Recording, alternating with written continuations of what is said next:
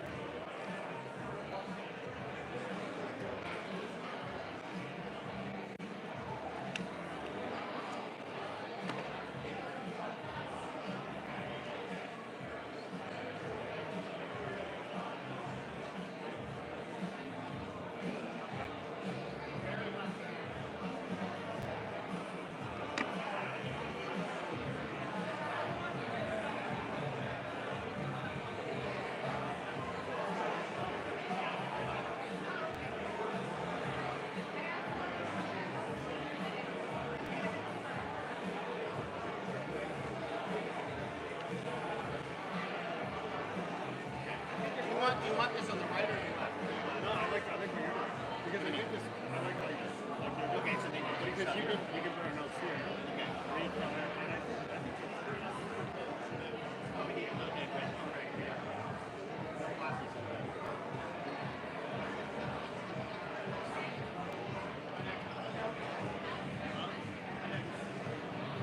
Hey, there you are. What's going on?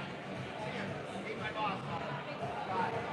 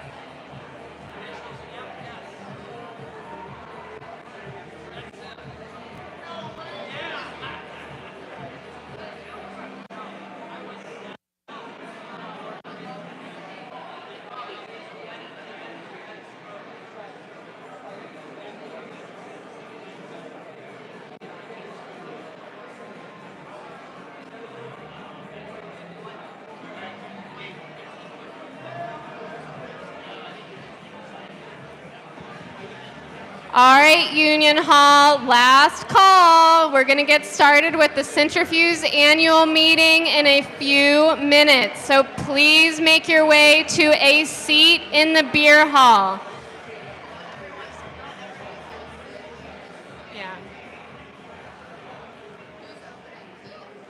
Me.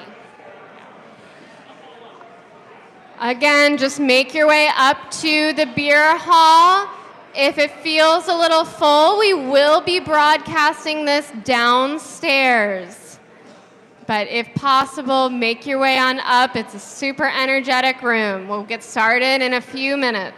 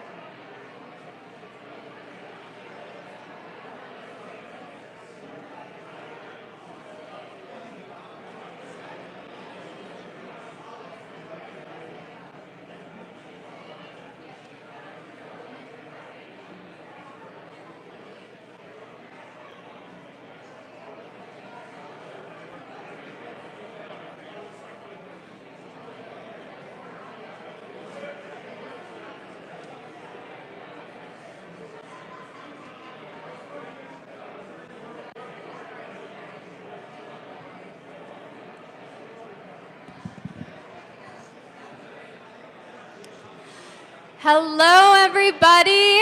Welcome to the 4th day of Startup Cincy Week. It has been a fantastic week. Let me tell you, the energy in this building is unlike anything else any event I've ever been to. People are excited. Our ecosystem is ready to have an innovative future. It's been a great week, and we are kicking it off the 4th day with the Cintrifuse annual meeting. So let's get excited.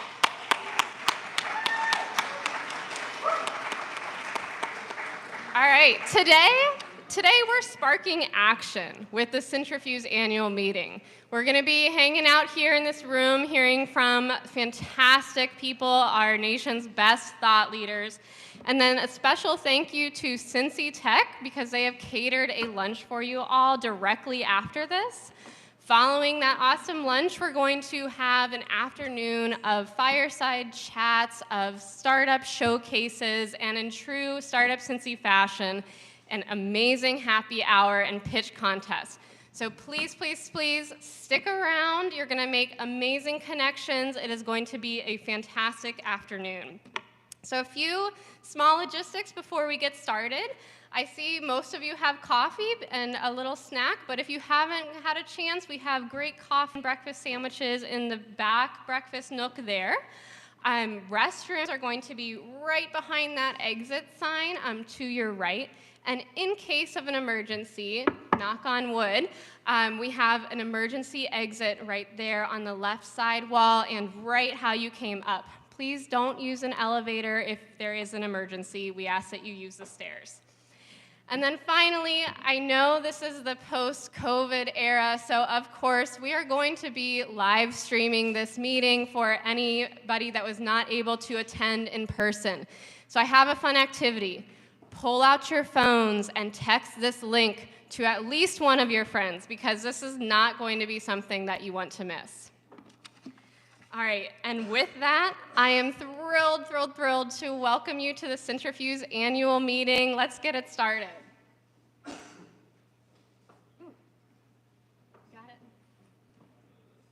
There we go.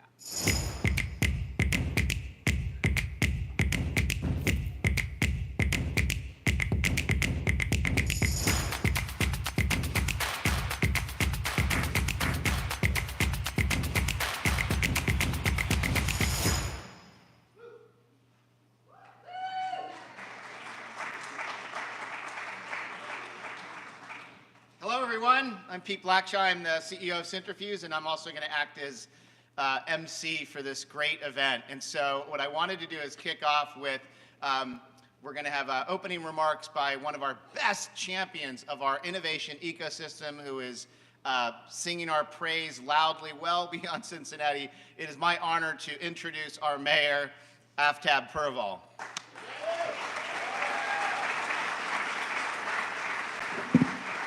Morning, Cincinnati. Good morning. Here we go. Morning, Cincinnati. How we doing?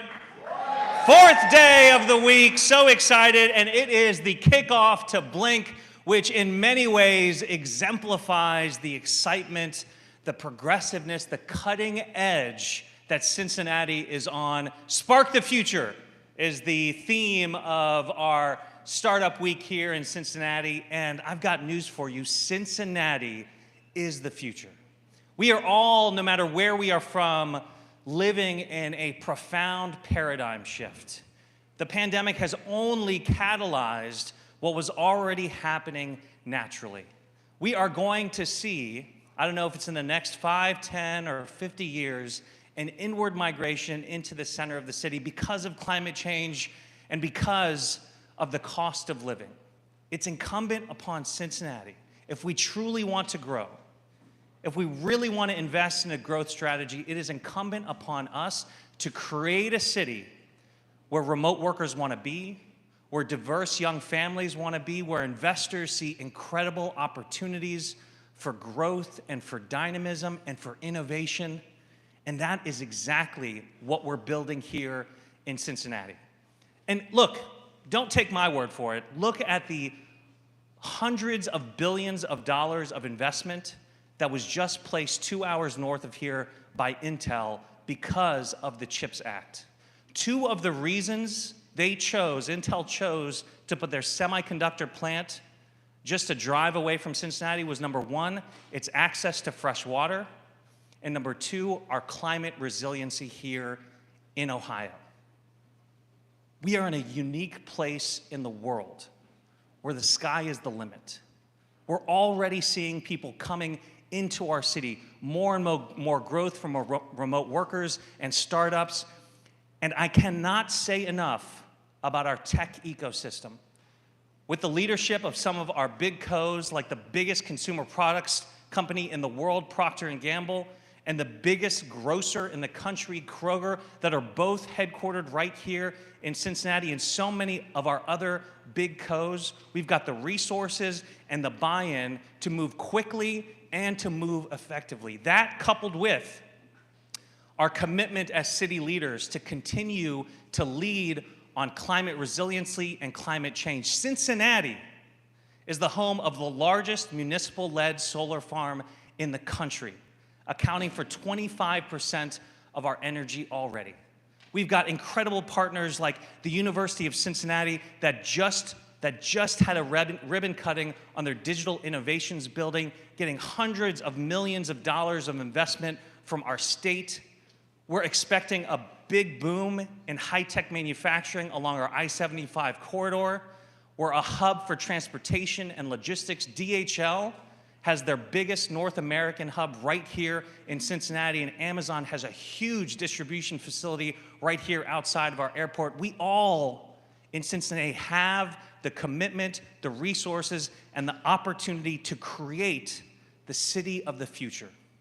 I've said it before and I'll say it again. If you are not investing your dollars in Cincinnati or applying to the University of Cincinnati, you are crazy. This is where it's all going to happen. This is a place where no matter where you're from, what you look like, or how much money you have, you can succeed.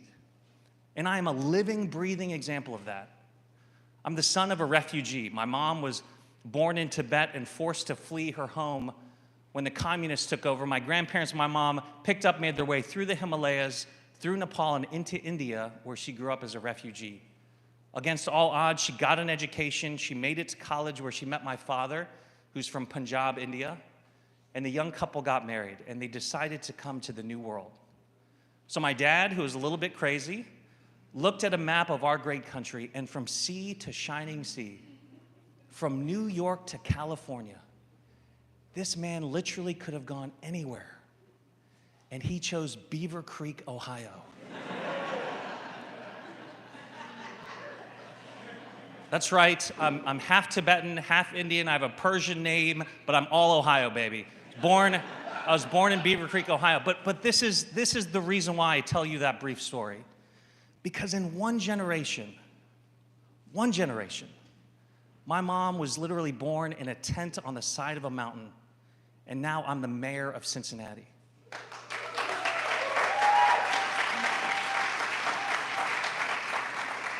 Folks, that story only happens right here.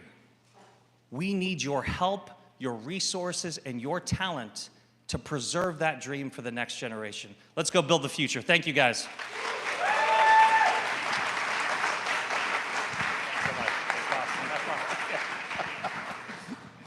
Okay, boy, Guy and I were just joking. That's a tough one to follow. Okay, it's my honor to now introduce the chair of Cintrifuse, Guy Prasad. And one of the things we're going to see today, just to give Guy a little credit, you're going to see a lot of startup presentations. And one of the most important contributions he's made was, hey, you got to walk the talk. You got to put the startups on stage. So if you love those presentations, thank Guy. But Guy, come on up, and thanks so much for all your service to Cintrifuse. Okay, so following Mayor Aftab, stuck behind a podium, and I've got notes here. Pete, I thought we were friends, and I don't know how I'm going to recover from this, but we'll do our best, okay?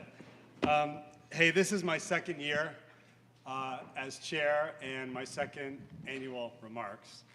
It's the first time in 3 years we've been together, and I have to tell you, like, we say we can do everything virtual, we can do some things virtual, but this is such a difference. So I wanted to thank everybody for coming. I really wanted to thank our mayor, such an inspiration for me as well personally. Our president of UC, Neville Pinto, who's here. Our president of give it up. Our president of Miami University, Gregory Crawford. Pete, our CEO. The entire Cintrifuse leadership team and board. And everybody who's here, because we couldn't have done it without you. We have some record numbers from last year that I'm going to share. And we've got government, academia, private sector here. We've got everybody we need under this roof to accomplish what we want to accomplish next year. So a couple of things. The first thing I want to start with is a question, which I know is going to come from left field. How many of you have heard of a city called Medellin? Okay, about a third of the room. How many of you have been to a city called Medellin? Okay, about 5. So let me tell you a little bit of story about Medellin. Medellin is a city in Colombia, which is in Latin America. Now, Medellin is in a valley surrounded by mountains. There is no major highway. There's no body of water. It's very difficult to navigate and access. Medellin, unfortunately, about 20 years ago, was considered the most dangerous place on earth. Now, what might surprise you is that a few years ago, Medellin was voted by the Wall Street Journal and by Citigroup as the most innovative city in the world. About 17 years after being named the most dangerous place on earth. So you're probably asking a question that I've asked: how is this possible? Now, I had the pleasure of being to Medellin on 10 occasions. I had a manufacturing operation there. I ran a business there in a previous assignment. I had a wonderful team on the ground, and I asked the same question that you're asking. Now, the answer that I got was that it was all about the community coming together. It was about government partnering with business, partnering with the private sector, partnering with academia. They set a goal of making Medellin a thriving innovation hub within 10 years. They set a goal of making Medellin a green city. And I can tell you now, if you get off the plane, you guys will know that they've been there. It's a green city.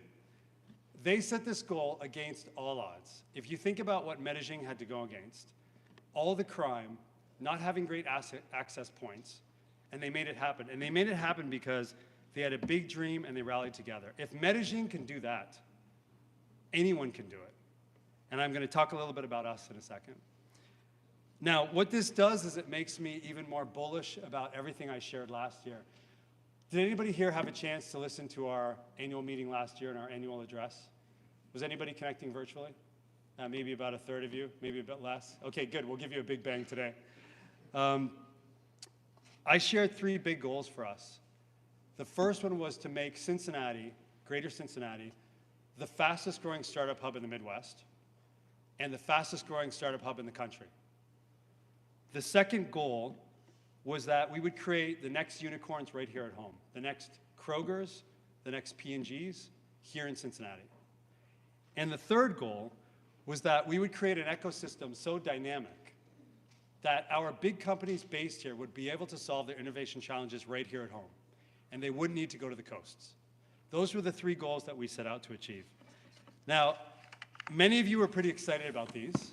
I got really positive feedback. But let me tell you how many naysayers came at me after those comments. The comments that they made were, you must be joking. This isn't Silicon Valley. Another one was, there's no way Cincinnati can compete with the Austins, the New Yorks, the West Coast. A third one that I heard was, you must be joking because not only does this seem audacious, but this is a 50-year timeline, not a 5-year timeline. So here's what we're going to do. We're going to play a little game. The game's called Fact and Fiction. So I'm going to read out some of what I heard, and I want you to tell me whether this is fact or fiction, okay? But I want to hear you loud and clear.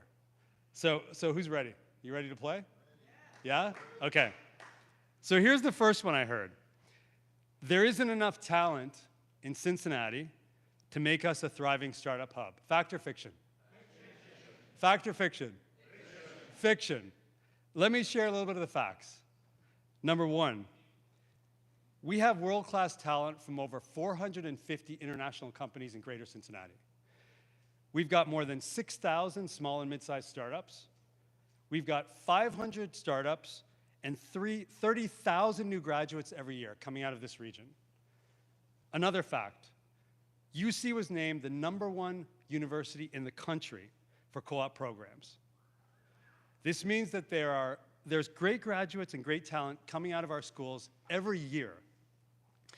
By the way, this year's freshman class, President Pinto will be able to attest to this, was the largest and most diverse in the history of UC. So this is just the beginning. Our city is now ranking 4th amongst 11 major cities for STEM grads. And those of you who know STEM grads is related to tech innovation. So on the question of who's got talent, I truly believe we've got the talent, all the talent we need right here. Second question, fact or fiction? There's no way Cincinnati can compete with bigger markets for venture capital. Fact or fiction? Fiction. Here are some facts. Our ecosystem is now supporting over 200 new startups. 200 new startups. These startups attracted nearly $700 million in venture capital last year. This is a record for us in Cincinnati, and we're going to break the record this year. I guarantee that very soon we're going to be talking about our first billion. Now, we talked about unicorns. We've got 3 unicorns right here. 80 Acres, Enable Injections, and Astronomer. Each of them, and Astronomer was born right here in Union Hall. Each of these startups have raised over $150 million each. We've never seen numbers like this before. We also have our #1 ecosystem for e-commerce and CVG right now, which is brand new. So in terms of competing for VC funding, I would say we can compete, and we can compete with the biggest cities in the world. Last one, fact or fiction? Cincinnati is great for suburban and Midwest families, but it's not a great place for entrepreneurs to start businesses here, move here, and live here. Fact or fiction? Fiction. So let me give you a personal anecdote on this one. So my family's from a country called Guyana. I grew up and was born in Toronto. And a couple of years ago, I had moved my whole life up here. It's around 2000, so actually a couple decades ago. Now, when I first came here, I didn't know anything about Cincinnati other than the TV show WKRP in Cincinnati. And I remember listening to that theme song on the drive down the I-75. I was living just by the river at one Lidl place, watching the barges go by, wondering what I'm doing here. And I absolutely fell in love with the city, and I fell in love with this region. Shortly after that, I left and saw the world. I had the honor with Procter & Gamble of working in 60 countries. I lived in 4 continents. I saw a lot of wonderful people, and I was in a lot of wonderful cities. But last year, I chose to come back here. I chose to come back here. And I fell in love with this place all over again. And I'll tell you that, yes, it's true. We are in the Midwest, and we're absolutely proud of that. It's a wonderful place to live. It's a wonderful place to start a business. And I guarantee that I cannot think of anyone who would not fall in love with this place if they've seen what I have seen. So I will say that I get it. I know we're an underdog. I know that some of these goals that I shared are big goals. We aren't on the coasts. We don't have the reputation and the history of Silicon Valley.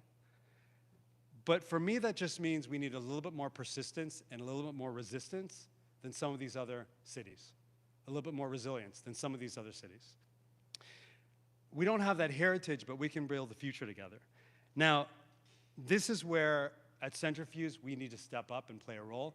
And this is where I'm going to have an ask of each of you, which is, as I mentioned, we've got everybody we need under this roof. And I've got 3 asks. The first one is, on becoming the fastest growing startup hub. We're producing world-class talent every year. We need to create more opportunities for our people so that they can have great careers and build their careers right here in Cincinnati and not need to leave our city. That's the first one. The second one is on creating the next unicorns. So we need to continue to have digital, fintech, and sustainability at the forefront of innovation because we always want to be seen as cutting edge, be seen as cutting edge. And the third one, enabling big companies to solve their innovation challenges here at home. So here, I would love for all the companies in the room to create winning stories locally and then share those and broadcast those around. Each of you has a big voice and can be very influential. I want to give you an example from my division at Procter & Gamble. We've had a history of doing innovation challenges for 23 years in Israel, in China, Silicon Valley. We had never done one here in Cincinnati until now. We're doing innovation challenges here at home. The second example, our advertising agencies, our PR agencies, our digital and communication agencies, they were almost always on the coasts. So one of the first things I did when I came back is did a roster check, and we've already moved 3 agencies to Cincinnati. And we're pumping out world-class work. So there's no sacrifice going to Cincinnati for your innovation. I know we've got huge goals, just like Medellin did, but we're starting from a much stronger foundation. We've got an incredibly accessible infrastructure, great economy. We feel safe here. Our air is fresh. The traffic's not bad. You can get a reservation at a great reservation at a restaurant when you need it. The weather is moderate. Our cost of living is reasonable. Our people are fantastic. We've got riverways, we've got universities, we've got highways, we've got the talent, and we're growing the capital. We're not too big, we're not too small. Our porridge is just about right. And that's us. We're not going to be someone else, but we can be amazing at who we are. And I will tell you one thing I've learned. There is no city that can rally a business community together like we can. So just in wrapping up, I want to share, I truly believe we have all we need to become the fastest growing innovation hub in the country. I truly believe we made major steps towards that last year. We had record growth, and we're going to do it again this year. And I really want to thank you all for what you're doing because the partnerships have been outstanding. And now we just need to double down and show the world who we are.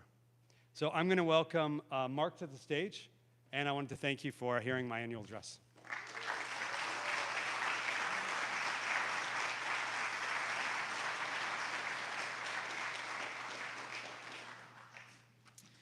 Okay, I get the very easy job today of just welcoming other people to the stage, so I'll keep doing that. You'll see me a few times. Today is about new technologies, it's about digital innovation, And so in my mind, that means today is really about the startups that are operating here in Cincinnati. So you'll hear from startup founders in a variety of different panels this morning, and I encourage you to stick around this afternoon for some more startup highlights. But today, this morning, we're going to have 6 specifically share 2-minute bursts of who they are and what they're working on. So 2 minutes is not a long time to describe the business you're building. It's a tough challenge for them, but we're excited to bring those to you. So we'll have 3 different sections of this, but the first 2 to go off today will be Electrada with Kevin Cushman. Welcome you to the stage. And then following him will be Michael Albanese from Configure. Welcome, Kevin.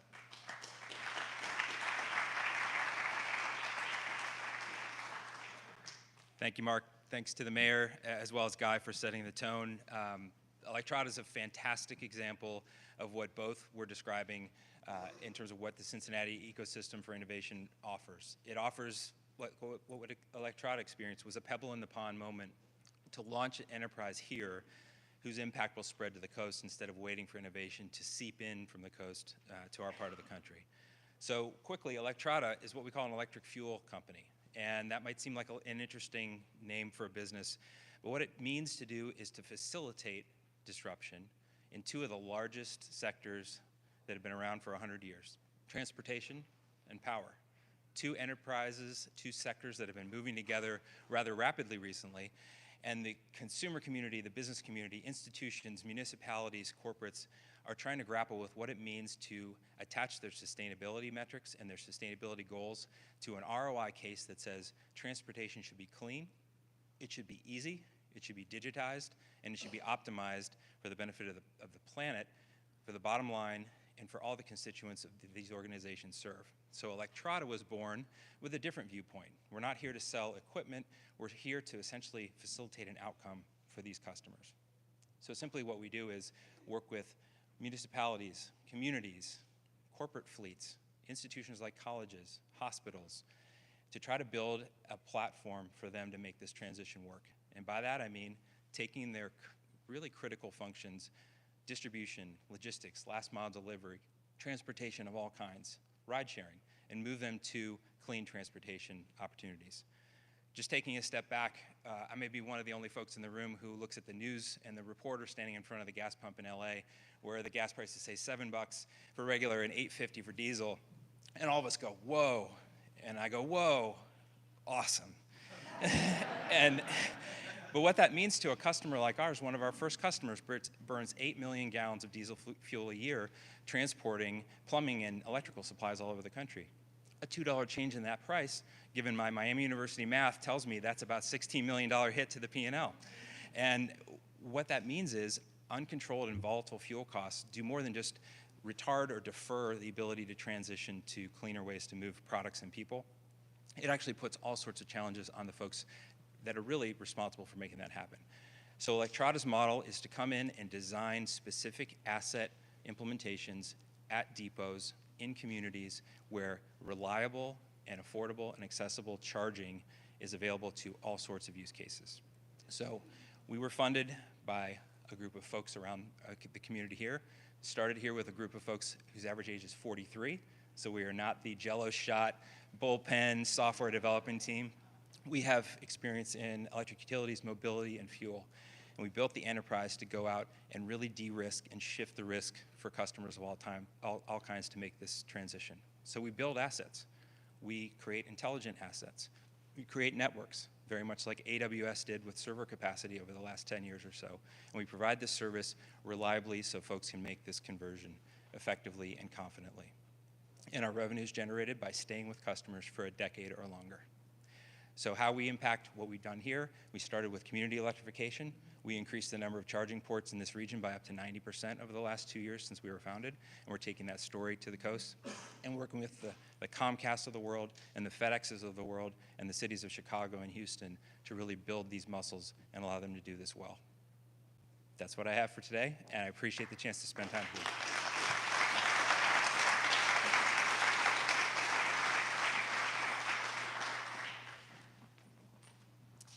Next up, Michael from Configure. Thank you, Mark.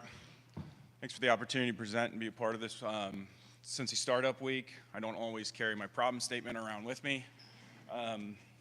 Configure is a marketplace for construction. We enable manufacturers and suppliers to sell directly to contractors with simply one click. My name is Michael Albanese. I'm the co-founder and CEO of Configure. I'm also a professional engineer. In 2013, I worked on the engineering and design for this space. In fact, these are the drawings. Instead of having contractors shop from a set of plans, we enable a digital buying experience that can happen with just your phone. We believe that people should be sharing shopping carts instead of sending paper and PDF. In a $10 trillion construction industry, over 80% of projects go over budget. Architects, engineers, and designers do not have access to product information that includes pricing and lead time. With Configure, contractors have access to product information that includes pricing and purchasing details. Manufacturers and suppliers have a new digital go-to-market strategy that enables them to connect to buyers automatically based on product interactions. This generates leads and opportunities for them and creates an advertising moment that doesn't exist in the industry today. For projects that are modeled in 3D, we create a shopping experience that has a Buy It Now button so that they can simply click and ease their purchasing experience.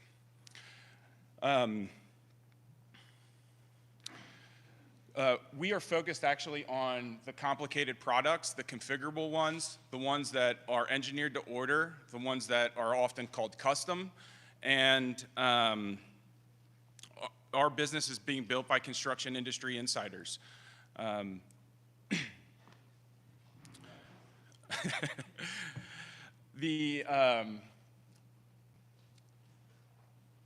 business is being built by construction industry insiders. We started here in Cincinnati. Our regional rollout model starts here, and we're actually have 40 vendors on the platform right now. The system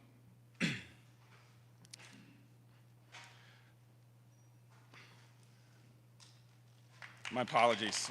My apologies.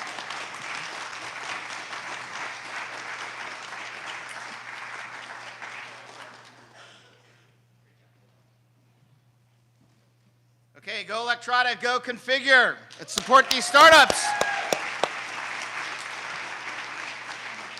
And thanks, Guy, for a great speech. Also, Aftab. Let me also really thank the Cintrifuse team and the supporting ecosystem for delivering what I know is, I think we all agree is the best ever startup Cincy Week. The numbers are incredible. Kate just updated 1,400 signups, 126 speakers, 35 events, 24 sponsors, 10 ecosystem partners, 4 venues, and a Blink Parade entry. And a big thanks to everybody here who makes our ecosystem so incredible. First off, the Cintrifuse Board of Directors, will you please stand up, those that are here? Come on, don't be shy. Okay.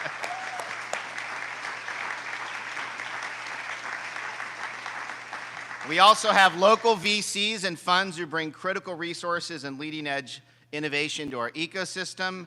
And we also have external VCs that are here. Revolution, Science VC, Mercury, Techstars, others. I took Peter Pham from Science to dinner last night. He was blown away by Soto, and so they're getting to know our region. Took a bunch of photos. Our community of accelerators and incubators, our university partners, Miami, UC, NKU, Xavier, Thomas More just joined Cintrifuse. They want to get involved, and others. And of course, our civic and city partners, especially our mayor, but I also want to give a big, generous shout out to Liz Keating, Mika Owens, Mark Jeffries, and Eric Denson for really leaning in to help our ecosystem grow and grow fast. So when people come home when people come to Cincinnati and go home blown away by all the energy, commitment, and potential that they experience here is because of you and the startups that we serve. So just a huge, huge thank you. Now, I just read Steve Case's book. In fact, I had Maurice read it too. We were also listening to it, and it's absolutely outstanding. Just came out. It's The Rise of the Rest, and it's basically a love letter to Midwest cities that are growing tech economies. And one of the statements that he said that really struck me was, the question that he asked was, how do we figure out ways to create more opportunity for more people in more places so the United States can develop a more inclusive innovation economy? We need to lead from the grassroots, and we especially need the nation's entrepreneurs to step up so we can create jobs, hope, and opportunity everywhere. The story that Steve captures in this book today reflects the same conviction that all of us had not just 4 years ago, but more than a decade ago when Cintrifuse was created. And we've made meaningful progress, and you'll hear this in the next presentation, but as we look to the decade ahead, it's clear that we can do more and aim higher and have an even bigger impact. Now, 2022 has been a year of re-energizing the Cintrifuse mission. We brought in new talent, we operationalized our core services, and we went all out on our mission to make Greater Cincinnati the #1 startup hub in the Midwest and a top innovation hub in the country. We enter 2023 with really strong momentum, and I'm sure you all have gotten a sense of that. Capital raise for startups is tracking close to last year's record levels. Demand for services, startup membership, union hall programming is higher than ever. Talent development, interns, finterns, EIRs, university connections is up significantly, and we hope to make that even higher next year.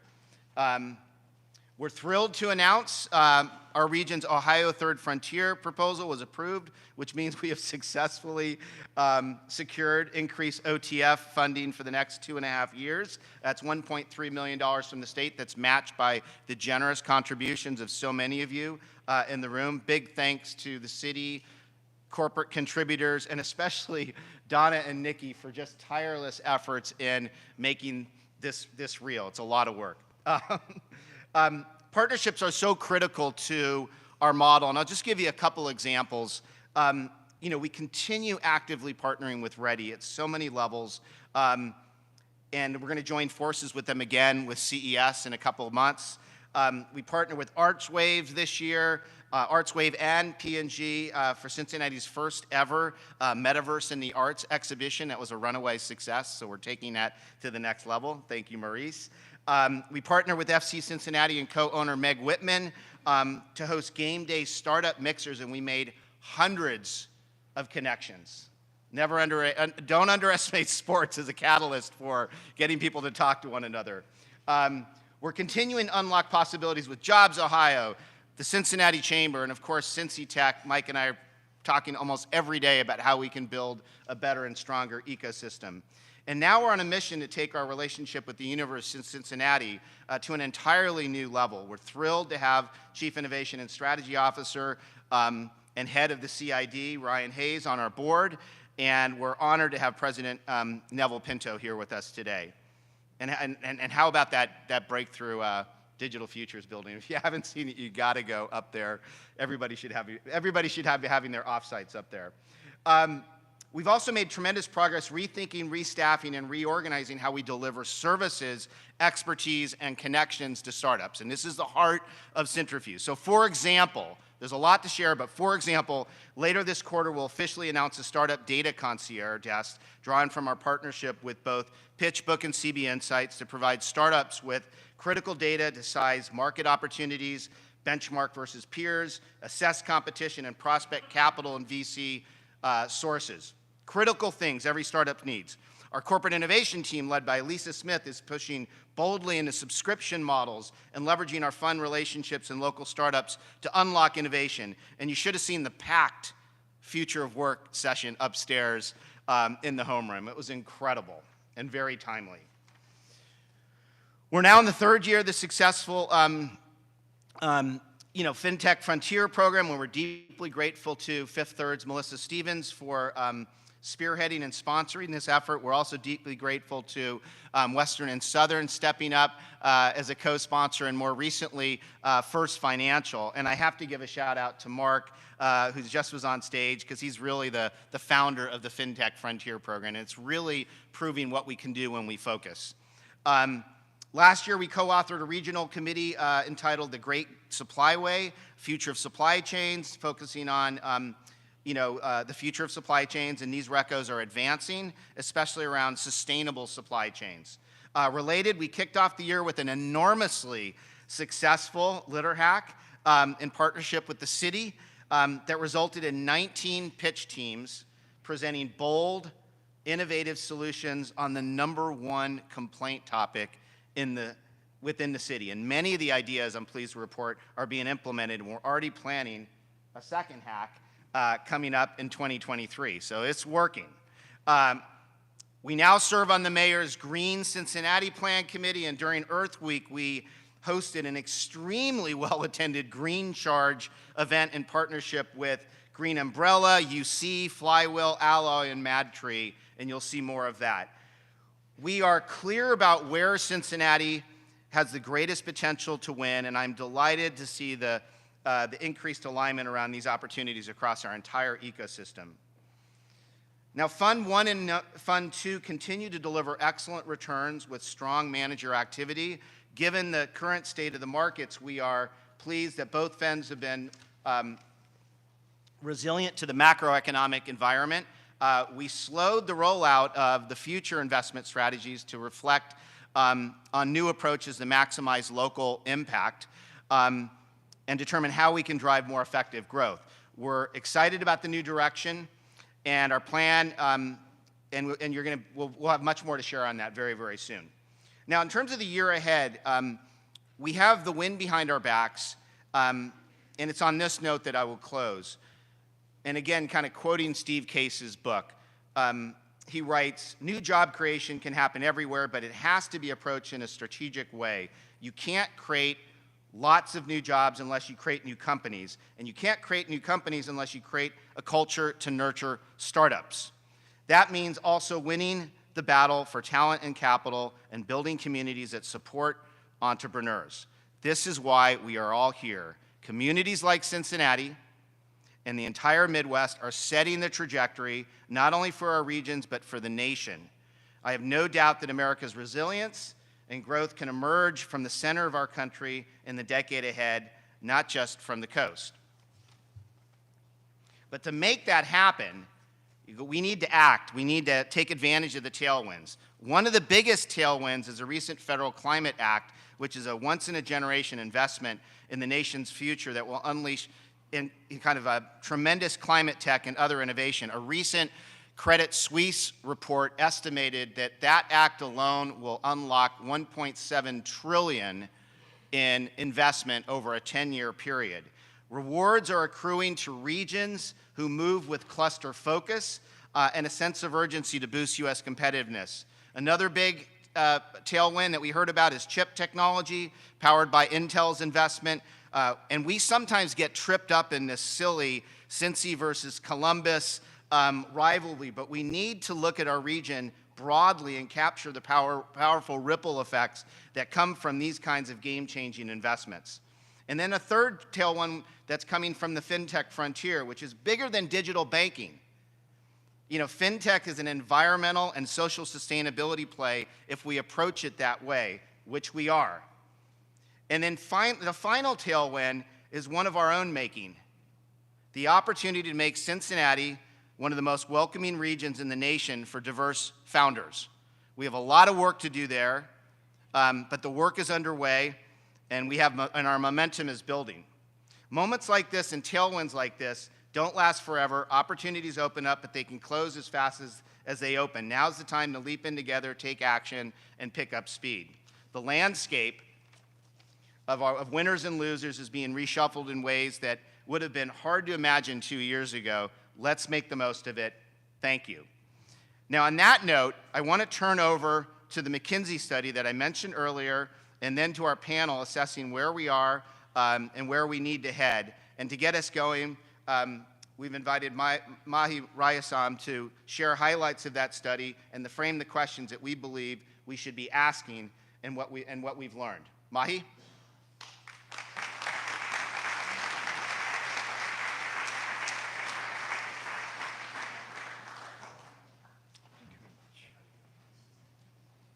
You might all be wondering what I'm doing here. I had the same question when I was driving here. And part of the reason is it's actually my wife. You know, I came to US about 20 years ago. I was a nomad in both physical sense and digital sense. I was educated in the Midwest at Purdue and Northwestern, and then chose to migrate to the coast. I was working at Microsoft, Intel, AMD, and other places. And when I met my wife about maybe a decade back or so, that's when I found home. So I moved to Cincinnati, and part of the reason I got involved in all this is very selfish. I want to live in Cincinnati. I want my kids to grow up in Cincinnati. I want my kids to go to school here and potentially like find employment and not need to go to the coast and to find opportunities on the coast. That's partly the reason why I'm here, and partly the opportunity that I had to work with Cintrifuse and CBC and CRBC has been truly empowering from a personal standpoint. Now, coming to the presentation that I'm going to do here, I'm going to be wearing two hats. One hat is that of a dispassionate, outside-in, McKinsey person who is purely focused on facts and figures and comparing Cincinnati with the rest of the country and what we really need to do to achieve our potential. The second is that of a passionate Cincinnati resident who truly believes in the character of Cincinnati and the potential that Mayor Aftab and others have mentioned, like before me. So I'll wear those two hats, and please, if you have any questions, I probably won't have time to address them right now, but I would be hanging around and happy to answer any questions going forward. Probably three objectives for my talk for the next 10 minutes or so. One is I want to review the takeaways from the overall perspectives in the market, not just Cincinnati, but also like other peer and aspirational cities that we have compared Cincinnati against. A second is how do we draw inspiration from some of these success stories, and what are some of the themes that we could incorporate, not just in Cincinnati, but also in the adjoining ecosystems. Last, discuss some of the innovation and growth in Cincinnati and what we should all be working towards as next steps.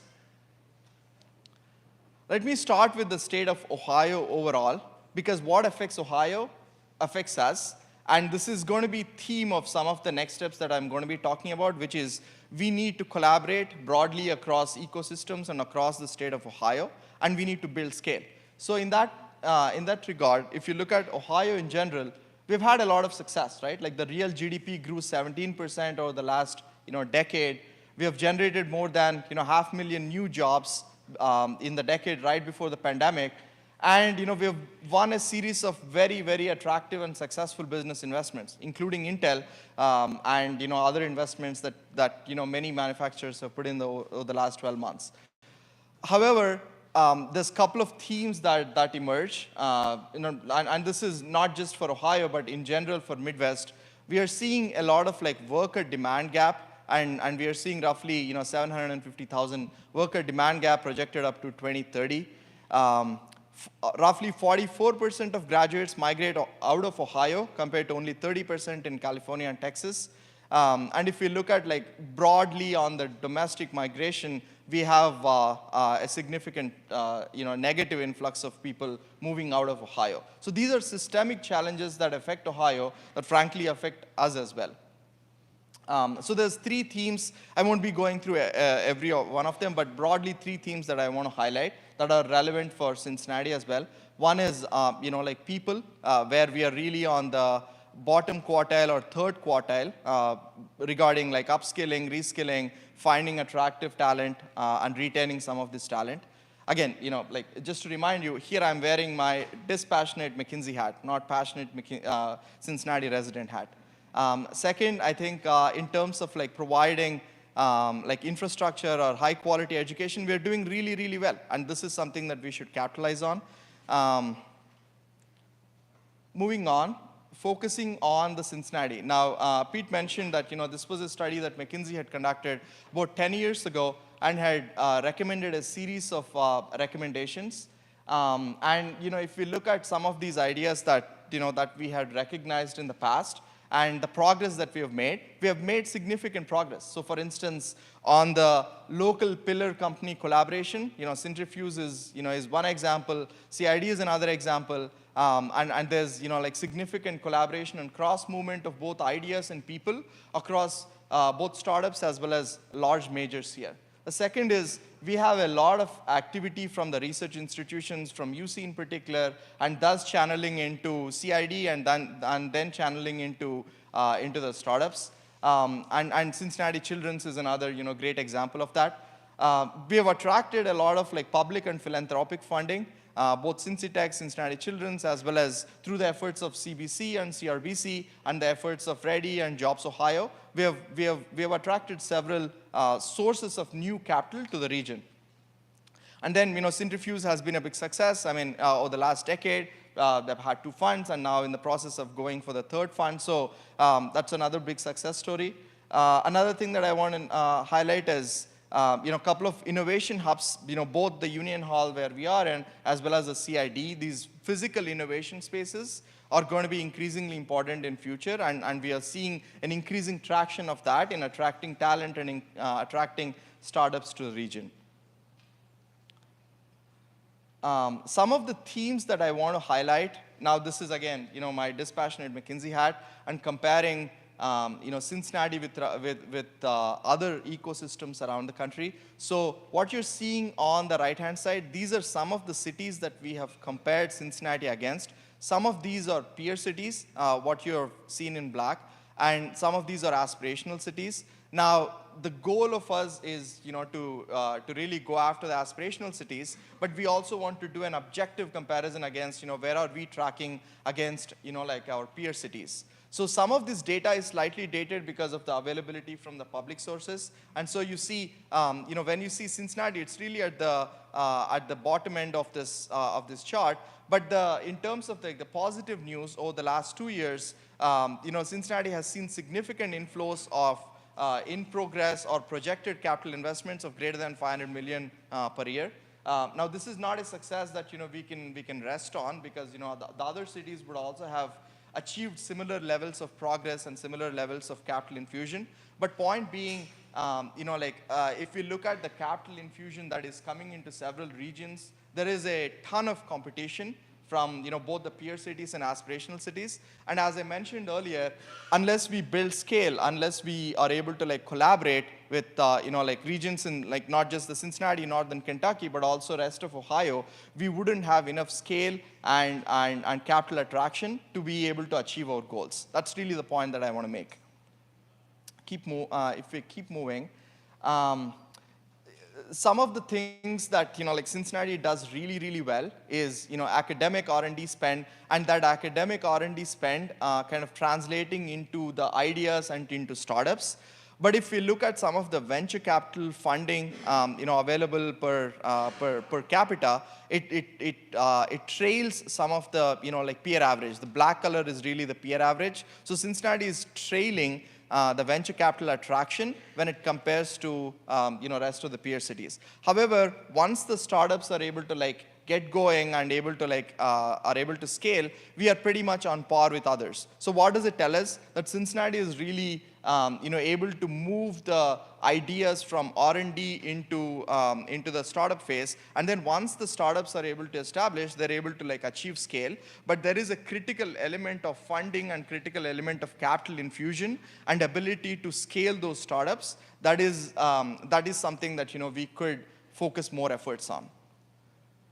If I keep moving, there's roughly 6 factors that we have identified as we look at broadly successful ecosystems across not just United States, but also across the world. So there are 6 broad factors, and there's as I said earlier, the critical mass of capital, including R&D funding and risk capital across each stages of the startup growth, is something that we can really focus on. That's the reason I've highlighted it. But there's other things that Mayor Aftab as well as Pete have mentioned earlier, and Guy have mentioned, that we're all focused on across these 6 elements. If I keep moving, we have talked to lots of entrepreneurs, venture capitalists, LPs, GPs, as well as a lot of stakeholders in the ecosystem, and on what we could be doing better. There's several things that people have highlighted as successes, and there are things that we could improve more.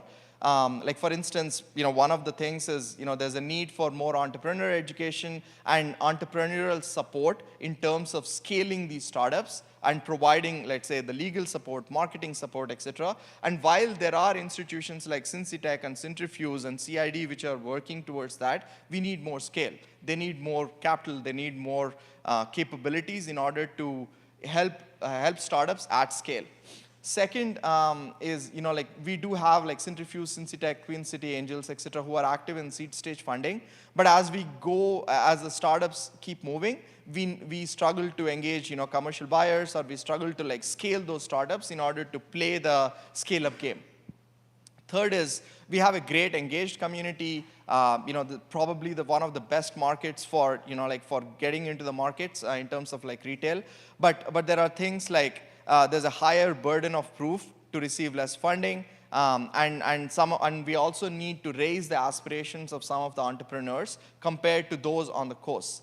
And finally, like if we highlight a couple of areas that I already mentioned, what we could be doing better, how do we increase the collaboration across both startups, large corporates, across funding institutions, across regions within Ohio?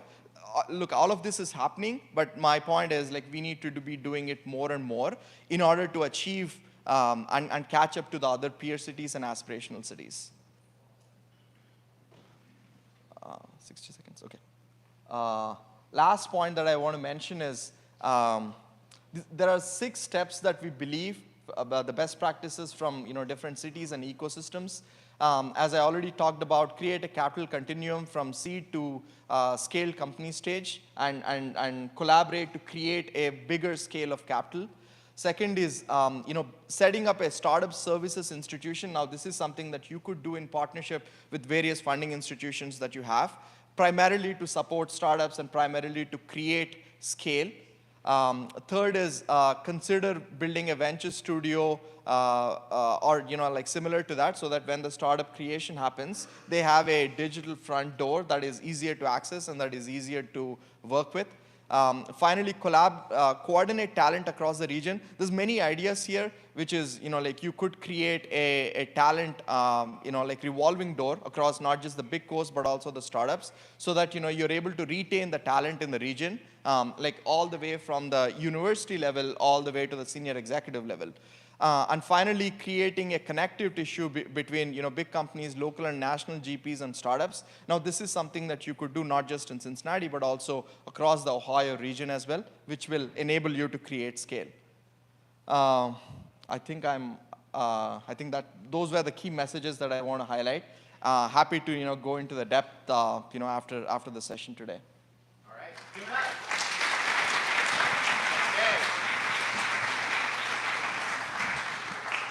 Okay, I'd now like to invite our first panel up. We're going to put some chairs up, so just give them a second to.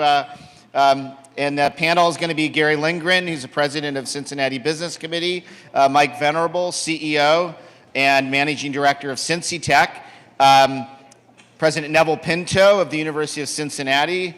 Come on down, and Stephanie Jenkins, VP of Strategy, Partnerships, and Technology and Digital at Kroger. And Mahi, you're required to stay up here too. Yeah.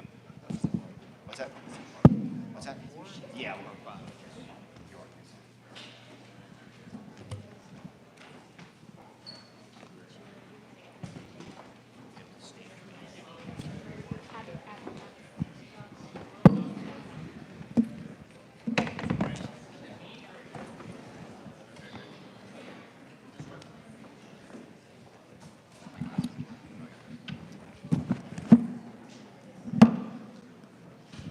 Okay, now we were a little bit behind, so I'm just going to cut to the chase, and I want to get some reactions to what you just heard. So why don't we start with, Mike, let me put you on the spot. So based on what you heard, what do you think, and what's really top of mind for you in terms of where we can take action? So I think, one, this is, the messaging has been great from the beginning about what we need to do. I've been here 15 years doing this, so I am amazed where we are today compared to 2007 when I started. But we're at an inflection point as a community. I see this every day. I'm very close to companies like Astronomer, and I know Mike Zelkin well at 80 Acres and Able, obviously. But I also spent part of my morning today making a payroll internally. So this is real for us, and we have to put more money into the local companies, and we have to have more capital aggregated here. Direct investment works. I have colleagues here from Cleveland. They can tell you Ohio's unique advantage is in each city, we have investment platforms that are driving 20-to-1 leverage. Every dollar we invest, we get $20 of co-investment across these stages. That's one. Talent is two. I'll defer to the experts on that, but it drives everything that we do. And the third is engagement with the resources that are here, including the big companies that are here every day. And I think the third one that Gary can speak to is we need to be as aggressive as our peer cities and regions in going after state resources and state money. President Pinto, your UC's come up a number of times today from just about every speaker. Based on what you saw in Mahi's slides, what really resonated in terms of either what you're doing well or what you need to do better as part of building this ecosystem? Well, thank you, Pete, and I want to say thank you for your leadership of this absolutely essential priority for our city. So you've really been able to bring a breadth of talent and expertise and energy and excitement, and I can see it in this room, together, and that's absolutely necessary for our success. So Mike gave me here the lead on talent, so I'll sort of summarize where I am on this in terms of what we need to do, and I think it was captured in Mahi's presentation and findings. I think talent is at the core of everything. You know, talent drives everything, and our ability, Guy made a wonderful point about the talent we have here. Our ability to leverage and connect that talent is vitally important. But I'll give you a slightly different perspective also.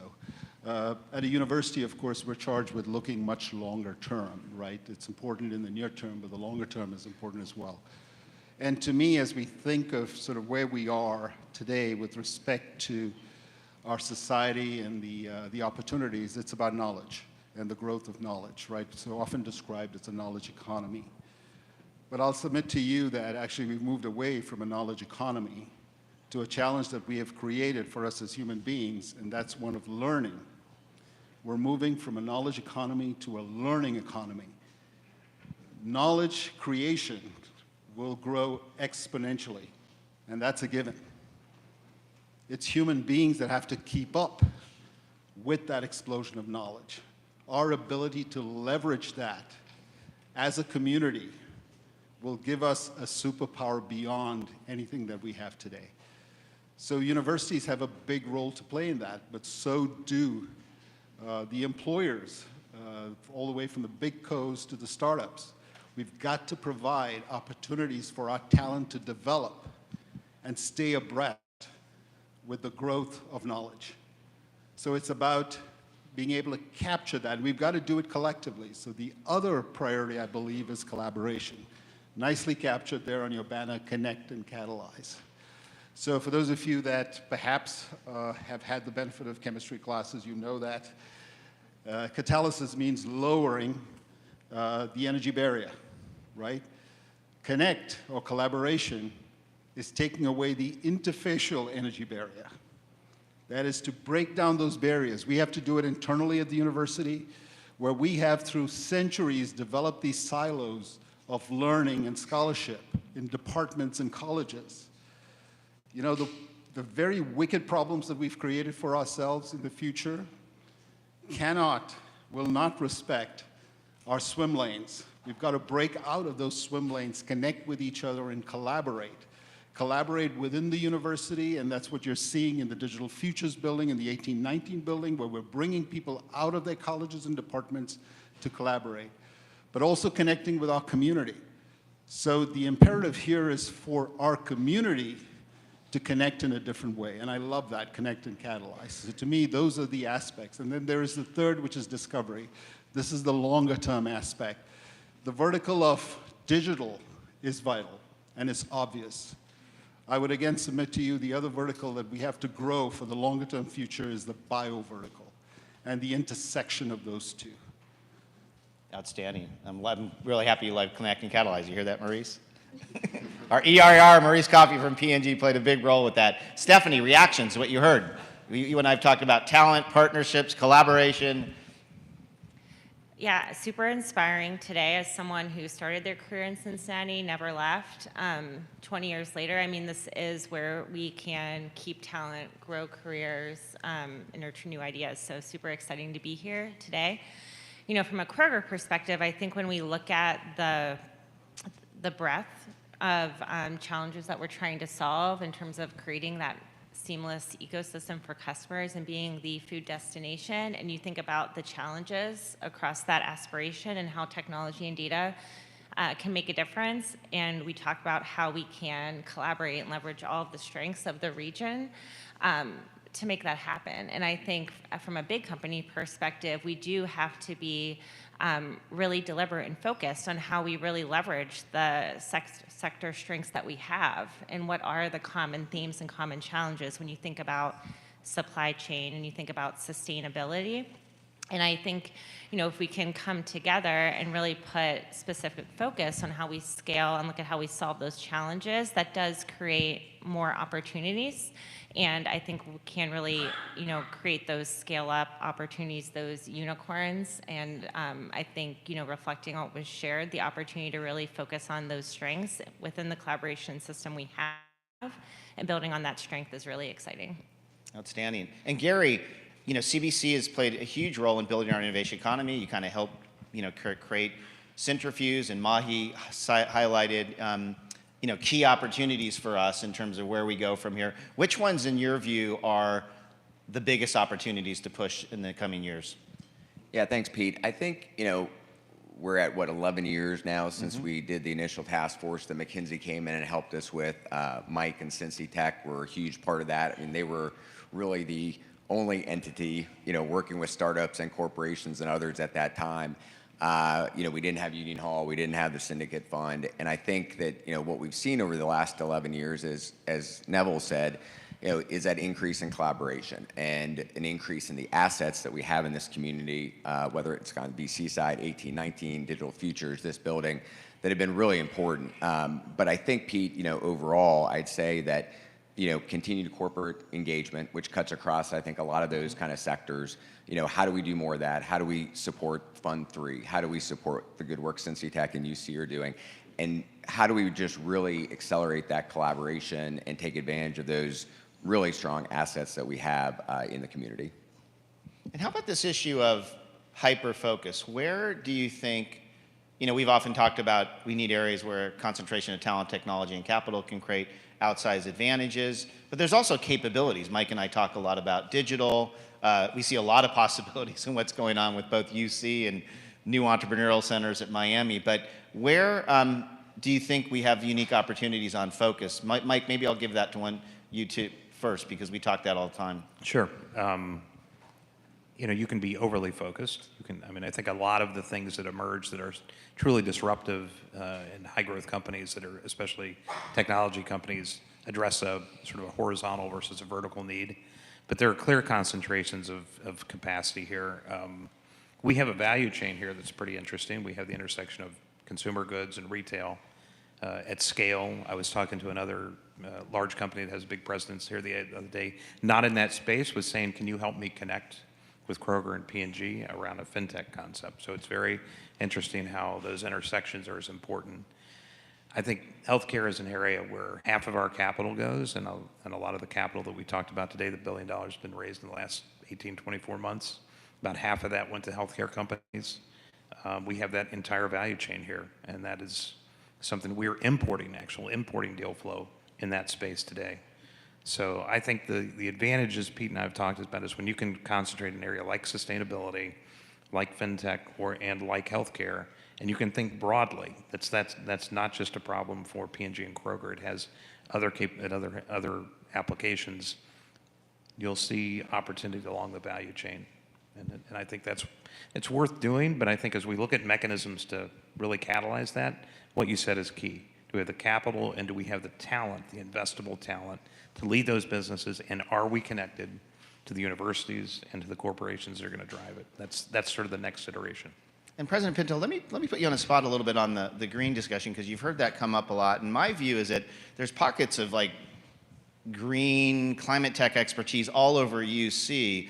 Do you see a bigger opportunity to maybe dial that up in the coming years as there's kind of more demand for that? We hear it a lot from Kroger, we hear it nonstop from P&G, and now obviously there's a lot of federal money that's looking for innovators in that area. Yes, that's an area of priority for the university now. And so when I refer to bio as the second major vertical in which we're going to be investing, and we already have a very strong base, I was thinking more broadly of sustainability. Yeah. Healthcare is certainly the most obvious one when you see sort of our healthcare footprint, but sustainability is the biggest challenge. And that's sort of that grand challenge that we have, and there's so many problems to solve around that. But again, I would say that we ought not to be thinking about things as they exist today. Certainly they're overwhelming as they present themselves now. But you think about sort of where our global society is going, what the unlocking of knowledge, and every day the expansion of knowledge is creating. It's the Israeli historian has talked about the future in one of his books that is quite popular. It's called Homo Deus, and sort of a brief story of the future.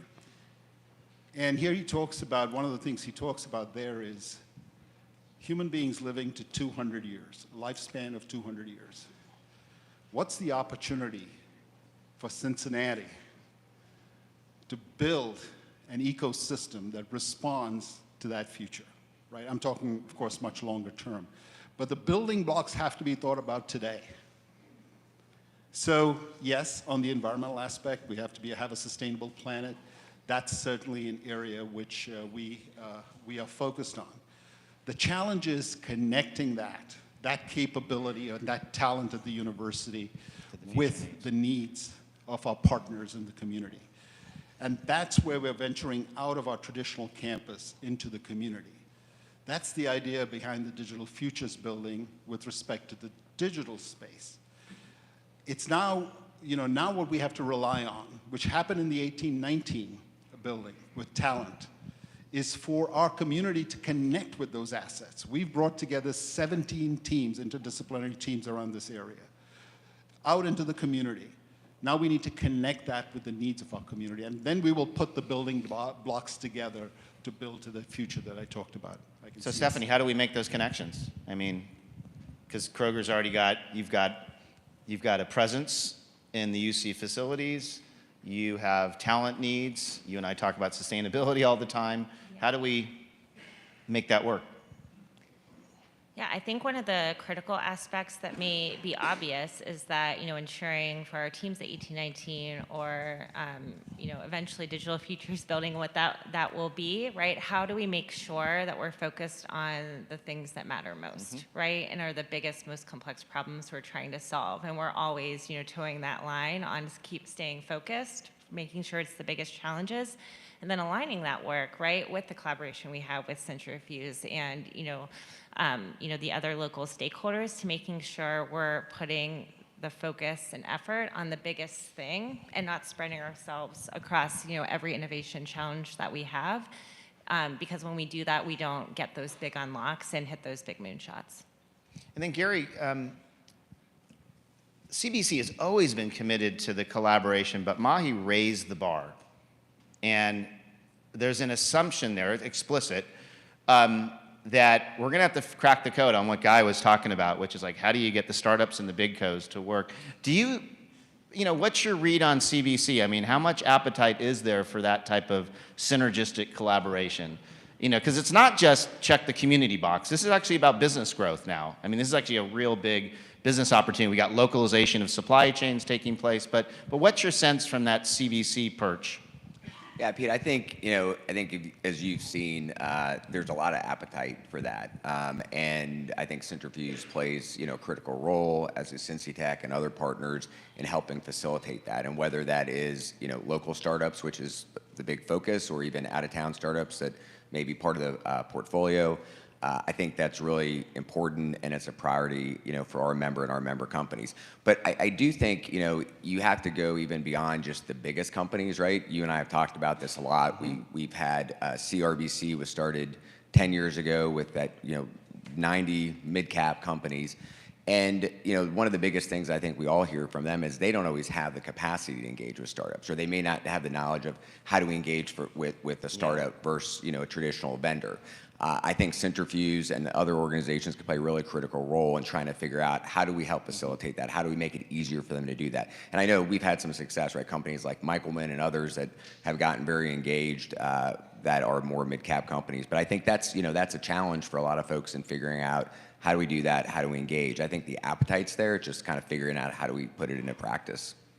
And then the last question I'd like you to think about, what I love about Mahi's presentation is a lot of great benchmarks with other cities. And you and I often talk about, we got to stop putting ourselves against Columbus, because there's innovation everywhere. And as Guy demonstrated, there's innovation, breakthrough innovation outside of the US that could be a better model to look at. But are there kind of regions that have inspired you in terms of, boy, what they're doing really is something that we could apply? Like when we went up to Minneapolis, I love the fact that Minneapolis has a kind of a steering committee of buyers. A procurement committee that actually talks about what percentage of the money is actually going to local startups. So it's got a great KPI and it's driving results. But is there anything going on in other cities that have inspired you that you think that we should just bring to Cincinnati or dial up more? Mike? I didn't go to Minneapolis. I went to Toronto, and I thought they had some interesting things. Yeah. But then, you see those things, you realize, okay, we have to adapt that to our own universe here, and how does that work? I think the primary thing we had to think about is when I started, our first, Bob Coy, who had the idea for Cincy Tech, stole it from Pittsburgh, is can we maximize what's here and import capital to support it?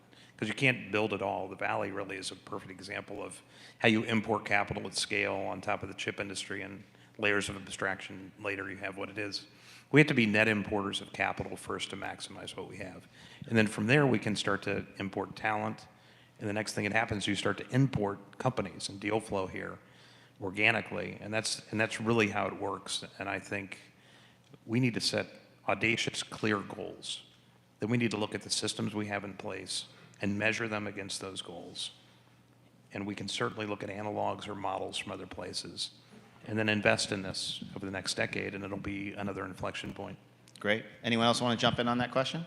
Sure. I'll just say, Pete, I think that there's always things that we see and learn and get excited about in other cities. But, when we look at Cincinnati, we could say a lot of those things are here as well. Yeah. So I was just in Cleveland about 2 weeks ago, and counterparts from other CEO groups around the Midwest, we all try to get together at least every couple of years. And I think every time we get together, we find something interesting that everyone else is doing. And we wonder, why aren't we doing that here too?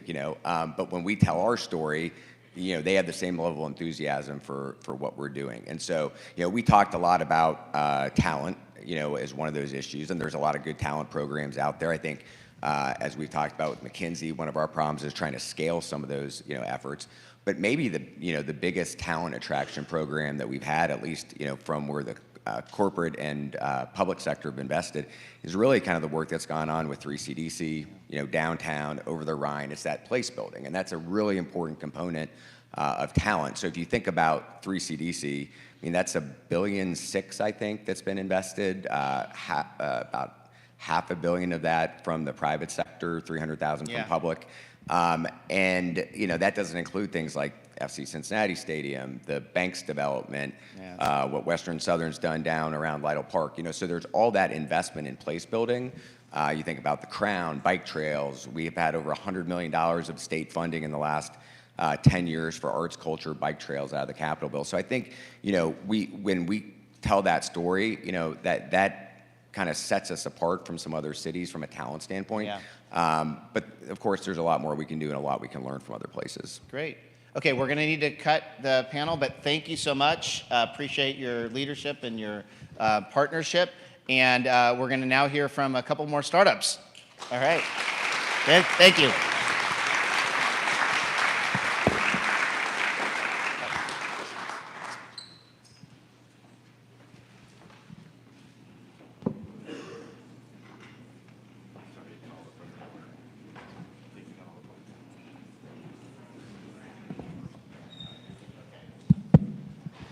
All right, we have two more startups coming to the stage. We'll start with Brad Howeller from Pay Theory, who is notoriously long-winded, so this is going to be a lot of pressure to go just 2 minutes. Brad, come on up.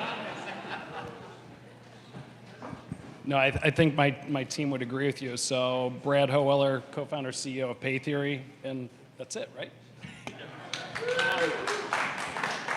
Yeah, I was told I need to keep it short, so let's see what we can do. So Brad Howeller, co-founder, CEO of Pay Theory. Pay Theory is the inclusive embedded payments platform.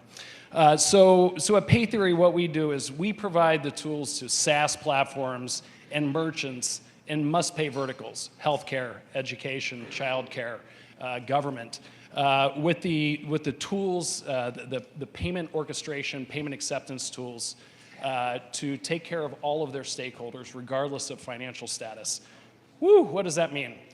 So let me, in those verticals, there are a lot of really juicy problems to solve when it comes to fintech. And, as we look to solve a lot of those, the one that we're particularly proud of is what we do on the inclusive side. And so I want to take you through a scenario. More and more of our lives, are in our experiences with those service providers, our schools, the government, healthcare providers are moving online, right? So, you're going to online platforms, you're going to mobile services, and you're being asked to pay for those. So let's take a moment now and envision that you are a cash-paying family. You're an underbanked family. You're looking to take care of one of your child's, school services, or you're trying to get healthcare provided by one of your healthcare providers, and they're asking you to interact with them online. And when you do that, right, you're going to be provided with the opportunity to pay with card and ACH. And when we looked at what we were doing, we said, hey, we need to do that, but we can't stop there. We need to go beyond that. And so what we've created for that specific need and that specific problem in these verticals is what we call remote cash. And so with remote cash, you as a cash payer could, would be presented with the opportunity to say, hey, I'm going to pay for this service with cash. We create a barcode. That barcode can be taken to one of 60,000 retail locations around the country. You take that into the retailer, you present it there, it's scanned, it says, hey, you owe $20 for that field trip at school, you owe $50 for that medical copay. You pay the cash there through our network, we move the funds back to the service provider. And what we've done is we've bridged that physical digital divide, right? Because, oh my gosh, the pressure. Okay, so we're bridging that physical digital divide. So a lot of other really interesting problems to be solved there, whether it's the acceptance of payments or the movement of funds, both domestically and internationally. And those are the kind of problems that we're looking to solve every day in these must-pay verticals. Now, this is not the first payments company that I've started and built here in Cincinnati. And I think that when I looked at doing that again, and when the team looked at doing it again, this community provides a very unique opportunity to do that. I don't think some of the people here do, because I see a lot of fellow payment geeks out there. But many of the models and the systems that are powering fintech today, especially on the payment side, were created here in Cincinnati, and I don't know that a lot of people realize that, okay? You also have world-class payments companies, banks, insurance companies, and the colleges and universities, right, developing talent. And so those together, along with the collaborative communities, right, that Cintrifuse and other organizations are creating in the community, really provide a launching pad for companies like Pay Theory and others. I can speak specifically to the fintech space, to be able to go out and build really meaningful companies that are solving very important problems. We're really excited to be doing that in the inclusive payment space. We feel like we're uniquely suited to do that. Have an amazing team. I'm Brad Howeller. We're Pay Theory. We're inclusive embedded payments for a diverse world, and we're really excited to be doing that here in Cincinnati.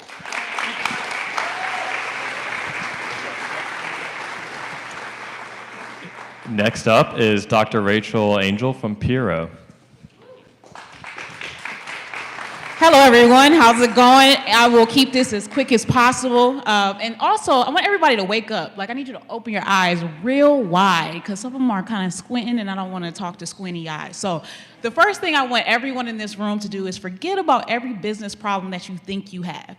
The number one business problem that everyone in this room shares is the fact that we have an issue with employees and an employee shortage.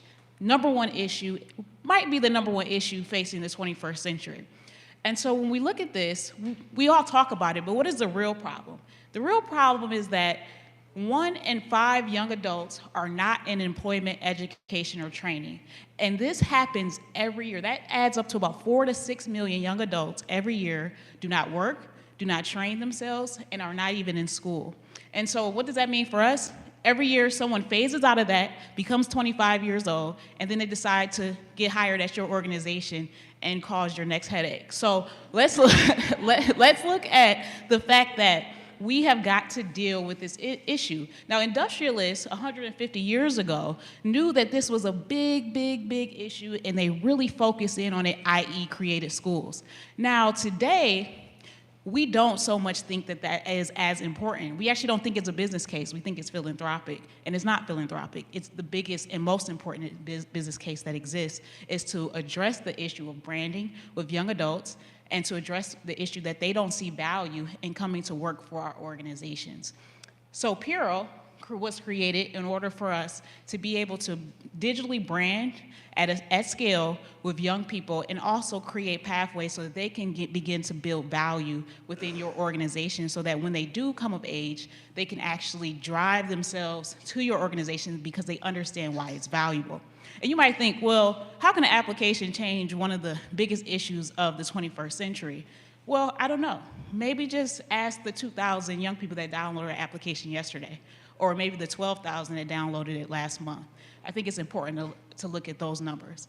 And so the thing I will leave you guys with, and I think is the most important thing that you remember from this 2-minute conversation, engaging our young adults, 12, 13, 14, 15 years old, is not philanthropic. It is the most important thing to your business right now, and threatens the foundation of your organization in 10, 20 years if you do not address it today. Thank you.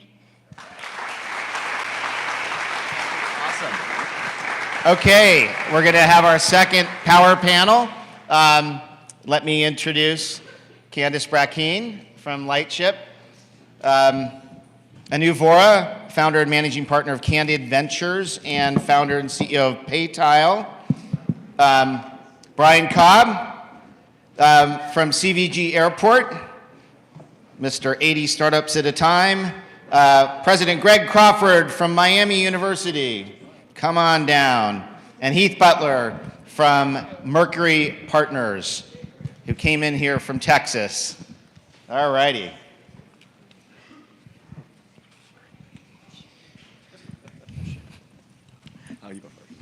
Okay, so thank you for joining us. And Anu, I wanted to start with you because I love putting the voice of the founders at the center of our discussion. FinTech's a high priority for us.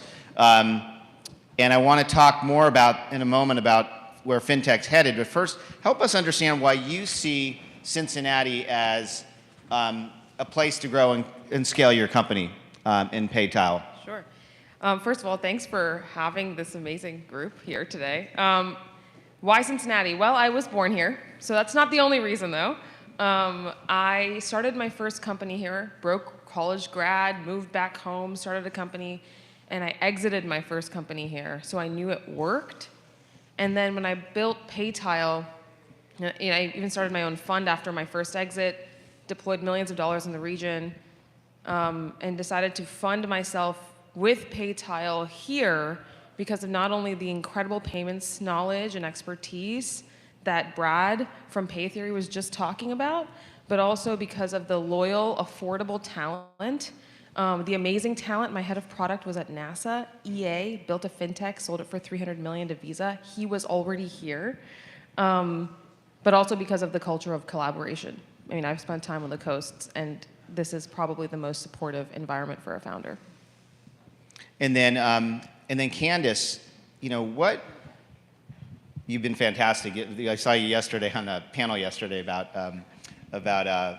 capital. I had some great zinger kind of comments about it. Tell us about what you're looking for in your, you know, as you look at entrepreneurs, you know, when someone like Anu knocks on your door, like what's important to you? Tell us a little bit about your fund thesis with Lightship, and you know how you approach the ecosystem. Yeah, I would say that, you know, for us, we are investing in remarkable founders from diverse backgrounds. So what that means to us is really the majority of Americans, women, people of color, those from the LGBTQ community, and people with disabilities. So like, if you really think about it, that's just most people. We are investing in CPG companies, e-commerce, sustainability, artificial intelligence, and healthcare. We're looking for companies that are either approaching revenue or really are generating revenue. We're looking for fantastic founders, people who can build talented teams, but we're also we can help them with the talent that they need here in town. I mean, we've invested in 14 companies so far, and yeah, it's kind of all working. And a quick follow-up, you did a great job interviewing Serena Williams about 2 months ago. Packed. It was incredible. Yeah, that was a watershed moment for our community. But, you know, Serena was pretty blunt about 2% of all venture capital goes to, you know, diverse founders or diverse VCs. And can you comment on that, and what can Cincinnati do better to positively impact those numbers, even beyond what you're currently doing? Yeah, I mean, it's just a reality of the world. 75% of the House and Senate are white males, 60% of any elected office is a white male, 98.7% of all financial assets managed are managed by a white male, but still we persevere. And so, fact of the matter is that Cincinnati is doing a lot of those things. I'm not from here, but I am truly a product of Cincinnati. A professor at UC took an interest in me, gave me my first scholarship. I now mentor those folks who get that same scholarship at UC. I am mentoring students at Hughes. We're building a building on campus to help additionally with innovation in the Cincinnati Innovation District. So Cincinnati is doing it all, right? When I joined the ecosystem, I couldn't find a place for me, which means that other people who looked like me couldn't find a place for themselves either, which means that those people were not part of the innovation economy, which means we were leaving money on the table. And for me, as an economics major, that says that we've had a failure in the market. And so that's all we've done here is attack a market failure and grow this economy and have it be an inclusive economy. And I think that there are many other people beyond that one professor, and I say it all the time, Mike Venerable, Wendy Lee, Rob McDonald, Maurice Coffey. These are people who have helped me along the way, right? But it started with Debashis Pal at the University of Cincinnati. And Heath, you know, what's interesting about your background is a lot of this, you know, Houston's trying to figure this out as well, Texas, and there's many intersection points. There's sustainability, there's diversity, there's fintech.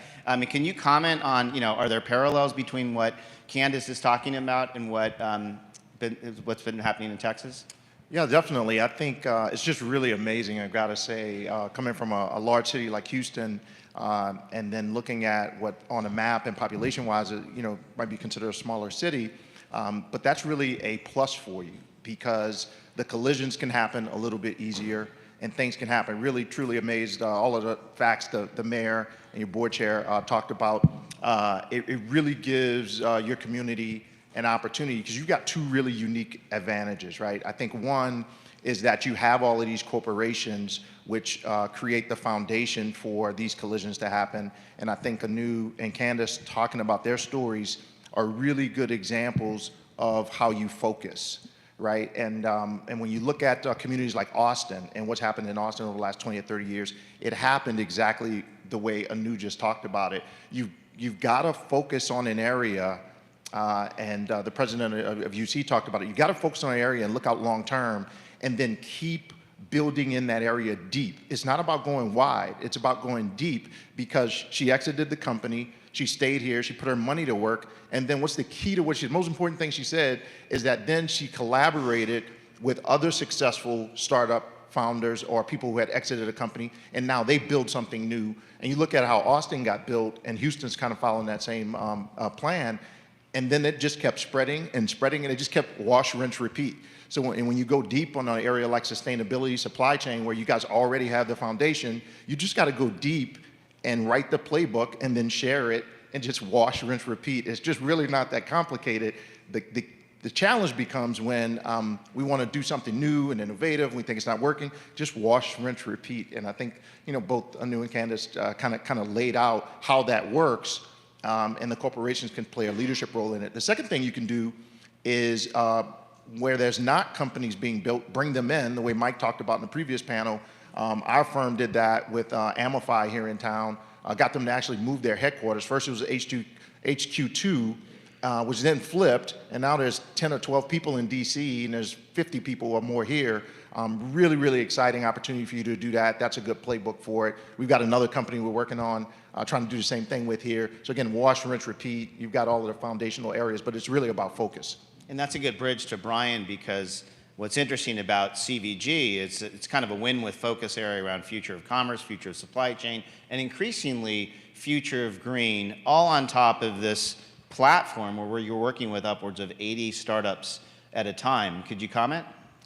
Yeah, well over that. And let's set the stage, first of all. 2010, 2019, cargo growth in the US hovering around 30%.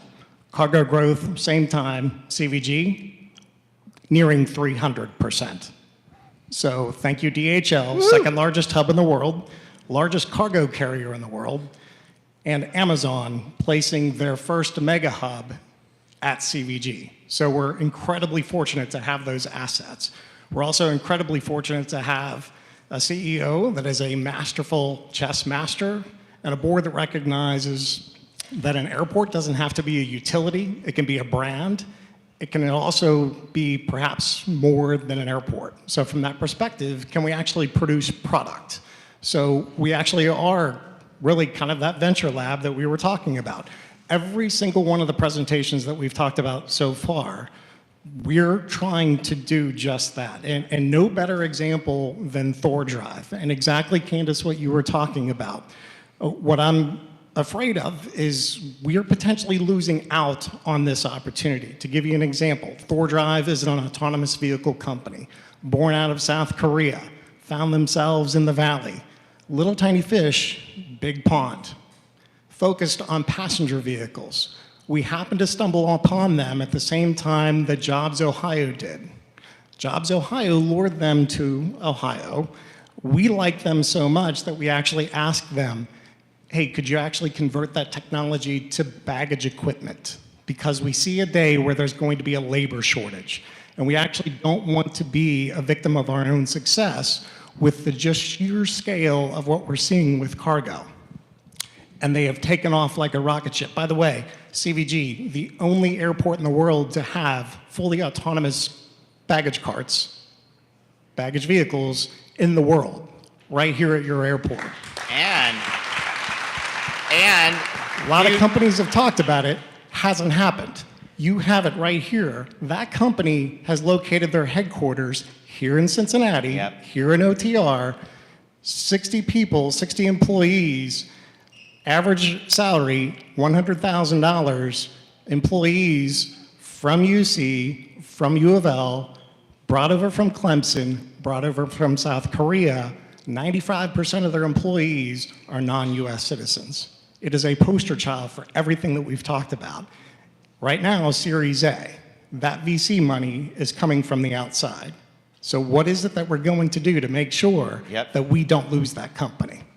so President Crawford, you have an intersection with all of these conversations. You actually have an alliance with the airport. I think the local airport is part of their innovation lab. You produce some of our best fintech entrepreneurs, and you're doing mind-boggling things in the sustainability space. So say a little bit more about how Miami is helping us win with focus. Yeah, I think on the entrepreneurship front, it's kind of been extraordinary at Miami. We have this great cohort and pool of students that study entrepreneurship. and they have to do a different major too. They can't just do entrepreneurship, and so they come from all 100 different disciplines and do the double major in entrepreneurship. And we wanted to kind of, take that pipeline because they'd graduate, they start companies on the right and the left coast, and Austin and, Chicago. We wanted to keep more of those entrepreneurs here in our area and region. And so, we created this block uptown in Oxford, and it's interesting. It's a couple of buildings. One's an art center, and it's not just a great thing for galleries, but the third floor is 30-some different companies or sole proprietors, musicians, artists, photographers, sculptors, painters, paper makers. And then on the other side, we're going to build out and start in January this incubator, so to speak, which is, I think, really neat from the perspective of bringing high tech. And that convergence of art and high technology is just is two elements that you need to have a really thriving small town economy. That was coming out of the USDA. I saw it. It's amazing. Yeah. So it's really cool. It fits perfectly with the metaverse now, right? You have the technology piece, but boy, you need that art piece as well. So we're very excited about that. But I think sort of in the bigger picture in this area, I would just love to see sort of these, these incubators and accelerators and greenhouses all kind of pull together in a way that would be unique around the country. So Cintrifuse and 1819 and now Miami's College at Elm. Is there a membership or a library model where you can Space just go? is a network. Yeah, a network. And really build that out in kind of a neat way. And I think that would really bolster this area quite a bit. Outstanding. And then Keith, I wanted to ask you about, one of the companies that you've teed up to us, we've made some introductions, is Topple, which is really getting into that blockchain meets ESG. How big an opportunity? At the end of the day, that's about radical transparency, which actually intersects with Kroger and P&G's needs as well. How big a deal? And are you seeing, a big growth in deal flow in that area? Definitely, there are definitely opponents to sort of Web3 and blockchain and all. But I think when you think about everything Cincinnati has, you guys have an extremely big opportunity around Web3 because it's really built to unlock some of the collaboration that has not happened in silo spaces like sustainability, supply chain, fintech, energy. And you have an opportunity to have all of those verticals talk to each other. And that's the example of what I was talking about earlier around focus. So if you were to focus on a Web3 platform, whether it's the company we invested in, Topple, or it's another one, Topple was purpose-built for supply chain transparency, track and trace, chain of custody. So it's perfect for the supply chain type opportunities. And you can then build companies right here on top of that can, as those companies exit, people can do it again to continue to solve problems that the corporations here can lean into. And as the board chair talked about, you got 450 international companies that have, most of them are going to have some supply chain type issues, right? So you've got the opportunity to get all of them to focus in on one thing and how to do that. And then you take the accelerators and then the work that Mike's doing to now build programs around solving those problems. And there's some models in Houston. There's a group called the New Society in New Orleans. That's the whole Web3 community like you're talking about. So there's ways to build it and teach the community, tie it into the universities and make it work. And then to diversity, with Candace's Black Startup Week, you can now do a focused accelerator on this same thing and include the community in it in a very focused way. And everybody's focused on the one thing. And you can do that, you can run that play for 20 years. Right? So it's those kinds of things where everything you guys have talked about in the prior sessions, you could bring it all together around one idea. And there's several of those you could probably do. But I think rallying the community around 2 or 3 main things that you can keep running and play over and over again is the way to win. And that's how Austin did it. And that's the playbook Houston's trying to follow. I want to pick up on the metaverse and go back to Anu because your fintech application intersects with the metaverse. It's kind of fintech meets Pokemon Go. Just give us a quick tweetable tweet on exactly what it is. Tweet, okay. So PayTile's a geolocation-based payments platform, and all that means is we started with a problem of I want to kill cash. I want to kill paper money without hurting the people who depend on paper money. So how do you pay the guy next to you, valet, without sharing personal details? Use your location information and don't share any information in the transaction like Venmo does, no username, no information. But as a Midwest founder, I was like, well, what's the business model? And how do we make money? And so then we created drops. And that's when the business just created that metaverse experience. Drop any digital good at a physical place. So after this session, everybody take out your phones, download PayTile. I've dropped cash literally right here in this room to thank you for being here and still engaging with us.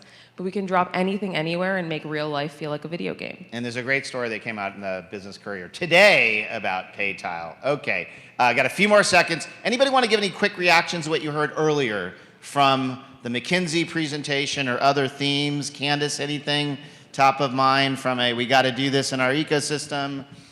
No, I think the consistent theme is like we just need to drill down. We just need to do more, and we just need to continue to focus on the things that we're good at. I think that, for many years we've had this great base of focusing on our corporate connections, our talent, and then how do we just drive more capital to this space. I think that there was a little bit of info there about kind of like affordable housing. That is definitely an issue. I've lost employees to other cities because they couldn't find a place on a single person's income. But I would say that beyond that, like it's really more about how do we consistently focus and not losing any energy after we leave this room today. Okay. And Pete, real fast, I would say absolutely on the aviation front, both ground and in the air, just recognize again, sheer volume.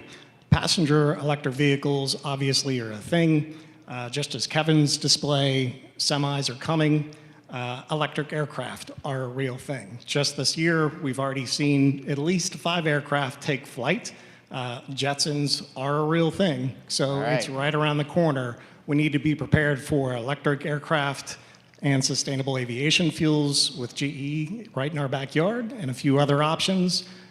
We need to make that affordable, and we have the talent from the university pools and absolutely the resources to make it happen right here in the Midwest. All right, let's give it up for our Win with Focus panel. Thank you. All right, excellent. All righty. What? Okay, what's next? Is it Tim or no? Oh. Okay, all right. A couple more startups, and then we've got a keynote wrap-up. Thank you, panelists. Fantastic.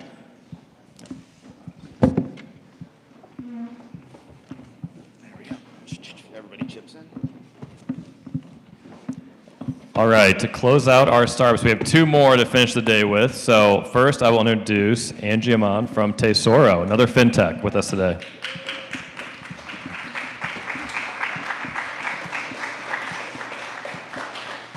Hello. Okay, got this right. Hi, everyone. I am Angie Yemen. I'm a third-time founder and currently co-founder of Tesoro. Tesoro is a modern card processor that embeds simplicity, security, and speed into payments so you can take care of your business. It's actually been decades since payments have been built from the ground up. And we knew we had to tackle this ambitious build in order to truly unlock the power of payments. Now, instead of spending the rest of my time talking about what that means and what problems we're going to solve, I want to share why we also set out to build Cincinnati's first billion-dollar fintech. My co-founder and I have deep Cincinnati roots, but our careers led us to Silicon Valley, where we founded 2 different fintechs. However, when it came time to build Tesoro, we wanted to build at home, here in Cincinnati, where we knew we can contribute to the ecosystem. We knew we would have amazing partners in Fifth Third Bank, FIS, and to our north, KeyBank, and also an amazing partner in Cintrifuse, who not only welcomed us warmly, but continues to provide us amazing support. There were only 2 questions that remained, which was, could we raise the capital needed to take on this big build, and could we attract the talent necessary to execute? Today, I'm happy to report that Tesoro, as a pre-product company, has raised over $30 million. Thank you. Thank you. From some of the most well-respected VCs, and VCs not just on the coast, but right here in the Midwest, where we want to be. Additionally, I'm happy to share that we have been able to attract some amazing talent with deep domain expertise right here in Cincinnati, as well as attract folks away from Apple, Uber, Marqeta, and more. I'll be the first to tell you that fundraising and employee count are not metrics of success. But what I can share with you is that with the support of the Cincinnati community, this FinTech is off to a great start. Thank you, guys.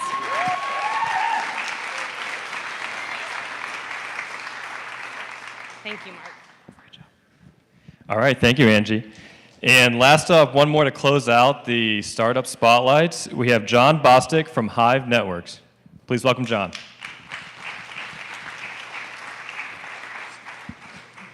So the first thing I want to do is, it's not a coincidence that some of my investors are Cintrifuse board members, and so Paul Jenny from Children's Hospital, we have David Kennedy from Mercy, also special thanks to Jimmy Anderson, a longtime Cintrifuse, who came up with the idea of the model that I'm going to talk about today.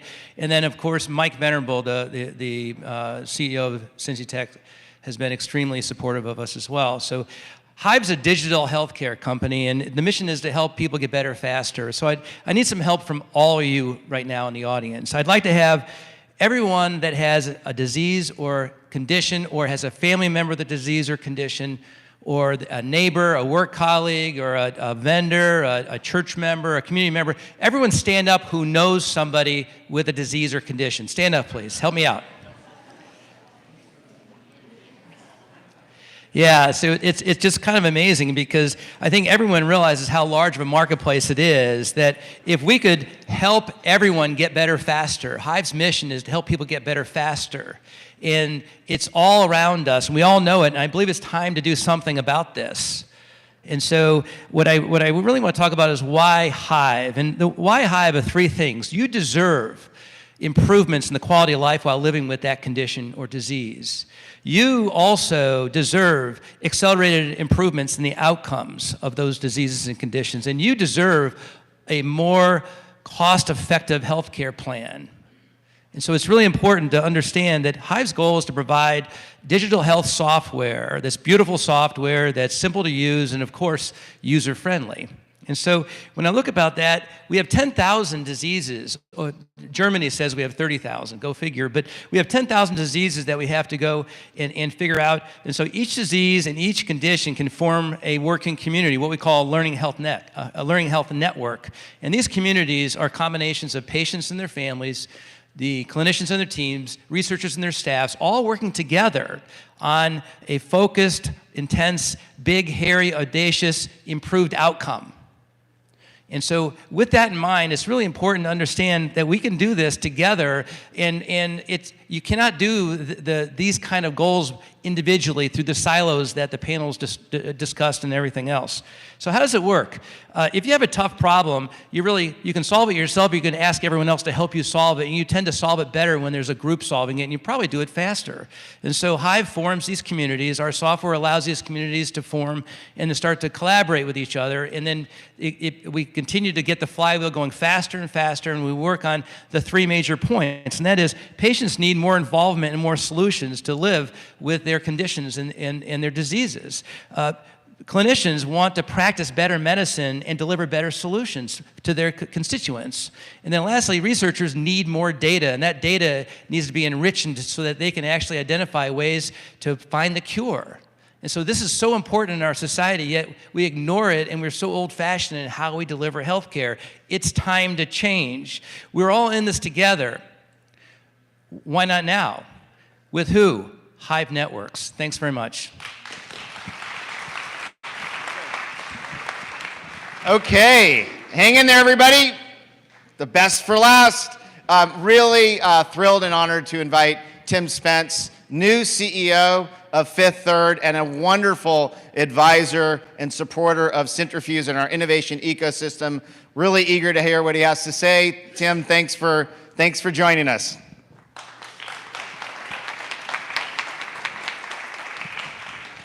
You want the mic? No, I can just talk to the podium.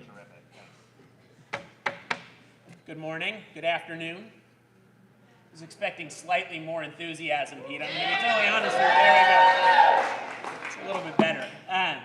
I don't know about saving the best for last, because I think I had the opportunity to look at the agenda today, and it sounds like you both heard from some incredibly inspiring people and really good discussions about what's going on in the ecosystem. As Pete mentioned, my name is Tim Spence. I was fortunate enough to become the CEO of Fifth Third about 3 months ago now. So in July of this year, having been at the bank for 7 years, a tremendous honor for me personally, but also a unique time in the banking industry because where our prior CEO, Greg Carmichael, was the first chief technology officer of any business ever to become the CEO of a large financial institution. Well, and we're going to switch to this one. How about that? There we go. Okay, where our prior CEO, Greg Carmichael, was the first CEO of a large financial institution to have been a chief technology officer at one point or another in his career. My understanding is that I am the first CEO of a large financial institution to have worked at a software startup at one point or another in my career personally. I am tremendously supportive and passionate about the mission here at Cintrifuse and about the startup ecosystem in Cincinnati in general. Part of that is that the startup ecosystem, organizations like Cintrifuse are a big part about what makes our community feel vital. But I'm also passionate about it because of the transformative impact that I believe that you all can have on the future of this city. I am not a native of Cincinnati. I grew up in Portland, Oregon. I went to school in New York. I spent the majority of my career either in the Bay Area or in New York City. And we settled here in part because of the bank and in part because we fell in love with the city itself. But having grown up in Portland when I did, I was a child when the first Intel fabrication facility landed in Oregon. I had a front row seat to the impact that technology businesses could have on the economy. The economy in Oregon at the time I was a child was 80% agricultural. And today it is primarily a technology and services economy, right? And Intel landed, it created jobs, but as or more importantly, it brought together a cluster of talent who understood the ways in which technology could transform how we live. And that talent, in turn, begat startup companies that grew and IPO'd or sold or sometimes didn't succeed, but that created talent who understood about not just the ways in which technology could change how we live, but how you built sustainable businesses from those technologies and from those innovations. Now, community is a thing that we talk about a lot at the bank for very obvious reasons, right?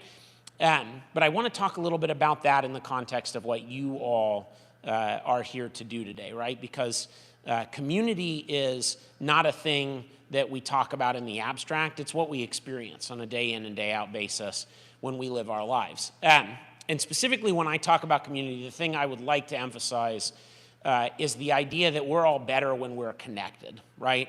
I think connection, unfortunately, is a term that has been cheapened. Like this is one negative impact of technology is when we talk about connections now, we talk about a thing to be counted as opposed to a thing that we build, right? But when we think about the experience that we have and what makes our day-to-day life rewarding, what makes it possible for us to be successful and to create and to grow or to withstand challenges, we all lean back on the connections, right, that we have in our personal and professional lives. And those connections are things that we can foster not just individually, but collectively, right, as a group.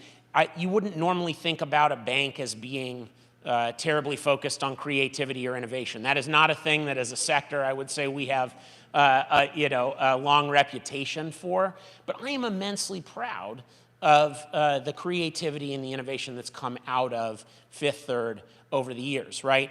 It is a bank today that wins national awards for the quality of its digital products and services. It is a bank today that has successfully acquired and integrated 2 fintech companies, which have made us #1 or #2 nationally in both medical practice finance and residential rooftop solar. It is a business today that is doing over $100 million in revenue and embedded payments, so enabling non-financial companies to provide financial services, leveraging Fifth Third's rails and its infrastructure. And it's also one of the few corporations here in town that sponsors a Blink event every year that actually has its employees directly involved in the creation of what you will hopefully see when you visit Fountain Square over the course of the next 3 or 4 days. But if you peel the tape back and you look further into our history, you see on a smaller scale the sort of dynamic that I'm describing with Intel. So who knows the name FIS here? Hopefully the payments folks do, right? Who knows that FIS started out as a business? Oh, one, that FI, for those of you who don't know, that FIS is now the second largest payments processor in the world. So who knows that FIS's roots date back to Cincinnati and the Midwest Payment Systems? Good, right? And the Midwest Payment Systems, who knows what Midwest Payment Systems became? Yeah, Fifth Third Payment Systems, which then became Vantiv, which then became FIS, right? Who knows the name Paycor here in town? Okay, this is the wildly successful software technology startup that nobody talks about, right? But a business that grew here in Cincinnati into a national business that IPO'd successfully. Now, for those of you who didn't know it previously, hopefully you've seen the very large sign that's on the side of the old Powell Brown Stadium where the Bengals play on Sundays, right? Who knows where Paycor got its start? Seeded with Fifth Third's payroll business, okay? So did we hear from Tesoro today? I think I saw on the way in. Yeah, very good. From the Pay Theory folks today. From the Electrata folks today, right? I don't think we heard from the Luma folks, but another fintech company in this ecosystem that has been very successful and continues to grow. Maybe from Luma in the room. These are all people who did time at Fifth Third at one point or another in their career, right? So there is an example at its core of a way in which a focus on doing things better that can give rise based on the way that one business is running can beget the next generation of businesses that grow successfully and in turn beget the next generation of founders after that. But that model only works if we're all willing to invest in the ecosystem, right? If we're not just here to focus on the ways in which we grow our own businesses, but in terms of thinking about the community assets that we build and nurture and support. So in our case, right, we have a great responsibility there. We view ourselves as being accountable to providing those of you who are starting businesses with mentorship, to the extent that you can benefit from it, from access to our technology, right? With access to funding, and whether that is through the FinTech Futures program that I am so excited about, right? The FinTech Forge here in Cincinnati that Fifth Third and Western and Southern jointly sponsored, or in terms of the direct investments or partnerships program that the bank has operated for many, many years now, not just here in Cincinnati, but across the footprint. But you in turn have a responsibility as well, because there's nobody in the room today who knows better what it takes to be a founder of a successful technology business than the other people who are in the midst of doing it, right? You owe it to everybody else in this room to invest in the talent pools locally. I know that with the shortage of labor in general across the US, in particular as it relates to software engineering, UX designers, digital product owners and otherwise, that it can be tempting to try to fill your open positions by hiring them wherever in the country you can find them. I will tell you that is not a thing that we believe in at Fifth Third. And the reason we don't believe in it is because us training up a digital product owner in Charlotte, North Carolina, isn't going to do anything to help the Cincinnati tech startup ecosystem. So make an investment in the talent pool that is in this market, right? And last but certainly not least, get connected. And not connected in the context of counting connections on LinkedIn or followers on Instagram or otherwise, but in the investments that you make in one another. So that you can be there for one another when there are questions that arise that only another founder or a person who's working in or worked in a startup can answer.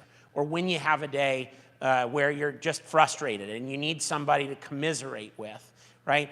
That is what makes the fabric of communities strong. It's what makes them vital. It's what makes them resilient. And it is what is going to make this market a standout, I know, over the course of the next 10 to 20 years as it relates to the sort of tech ecosystem that we get to build right here at home. So thank you very much for the few minutes that you spent with me today. Thank you for attending this great event and your support of Cintrifuse. I do hope that we see many of you for our Electrify program on Fountain Square as part of Blink later this week, this evening, and through the rest of the week. And good luck, right? Prosper.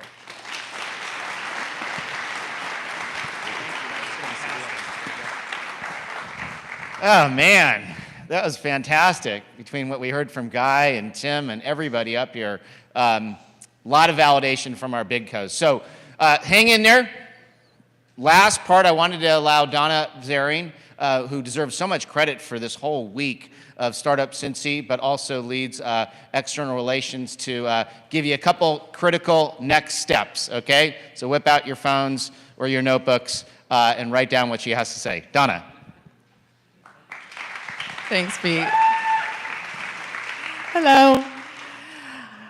Thank you so much to all the speakers and the panelists, fantastic presentations, and to all of you for joining us today. I'm Donna Zering, Director of External Relations at Cintrifuse, and I just want to say this is the moment to take action to become the #1 startup hub in the region and a top innovation center in the country. This has been an incredible week, but the action doesn't stop here. Cintrifuse will continue relentlessly connecting and catalyzing our startup ecosystem, beginning with these startup snapshots that are happening down on the first floor all week long. Startups have been stopping into room 104 and recording a profile and a feature of themselves to be featured on startupcincy.com/startupcincyweek. This is just one of the things that we're doing to provide exposure to our startups, to the broader community, to provide resources as a part of the Startup Advocate Program. And I want to call out 4 of our board members who stepped up to be the first to contribute to the Startup Advocate Program, and they are Bonnie Gleaves, Ryan Keene, John Gavigan, and David Kennedy. They have been the first to contribute to the Startup Advocate Program that's going to provide resources to startups like the Startup Snapshots all year long. So thank you. If you are interested in becoming a startup advocate, please visit our website, startupcincy.com/startupcincyweek, or contact me at Cintrifuse. Now, please enjoy the delicious lunch by Raven's Creations, sponsored generously by Cincy Tech. And I'm going to dismiss the back of the room first because there are so many of you. The front of the room, please feel free to network in the front. But thank you again for being in here, and let's go Cincinnati.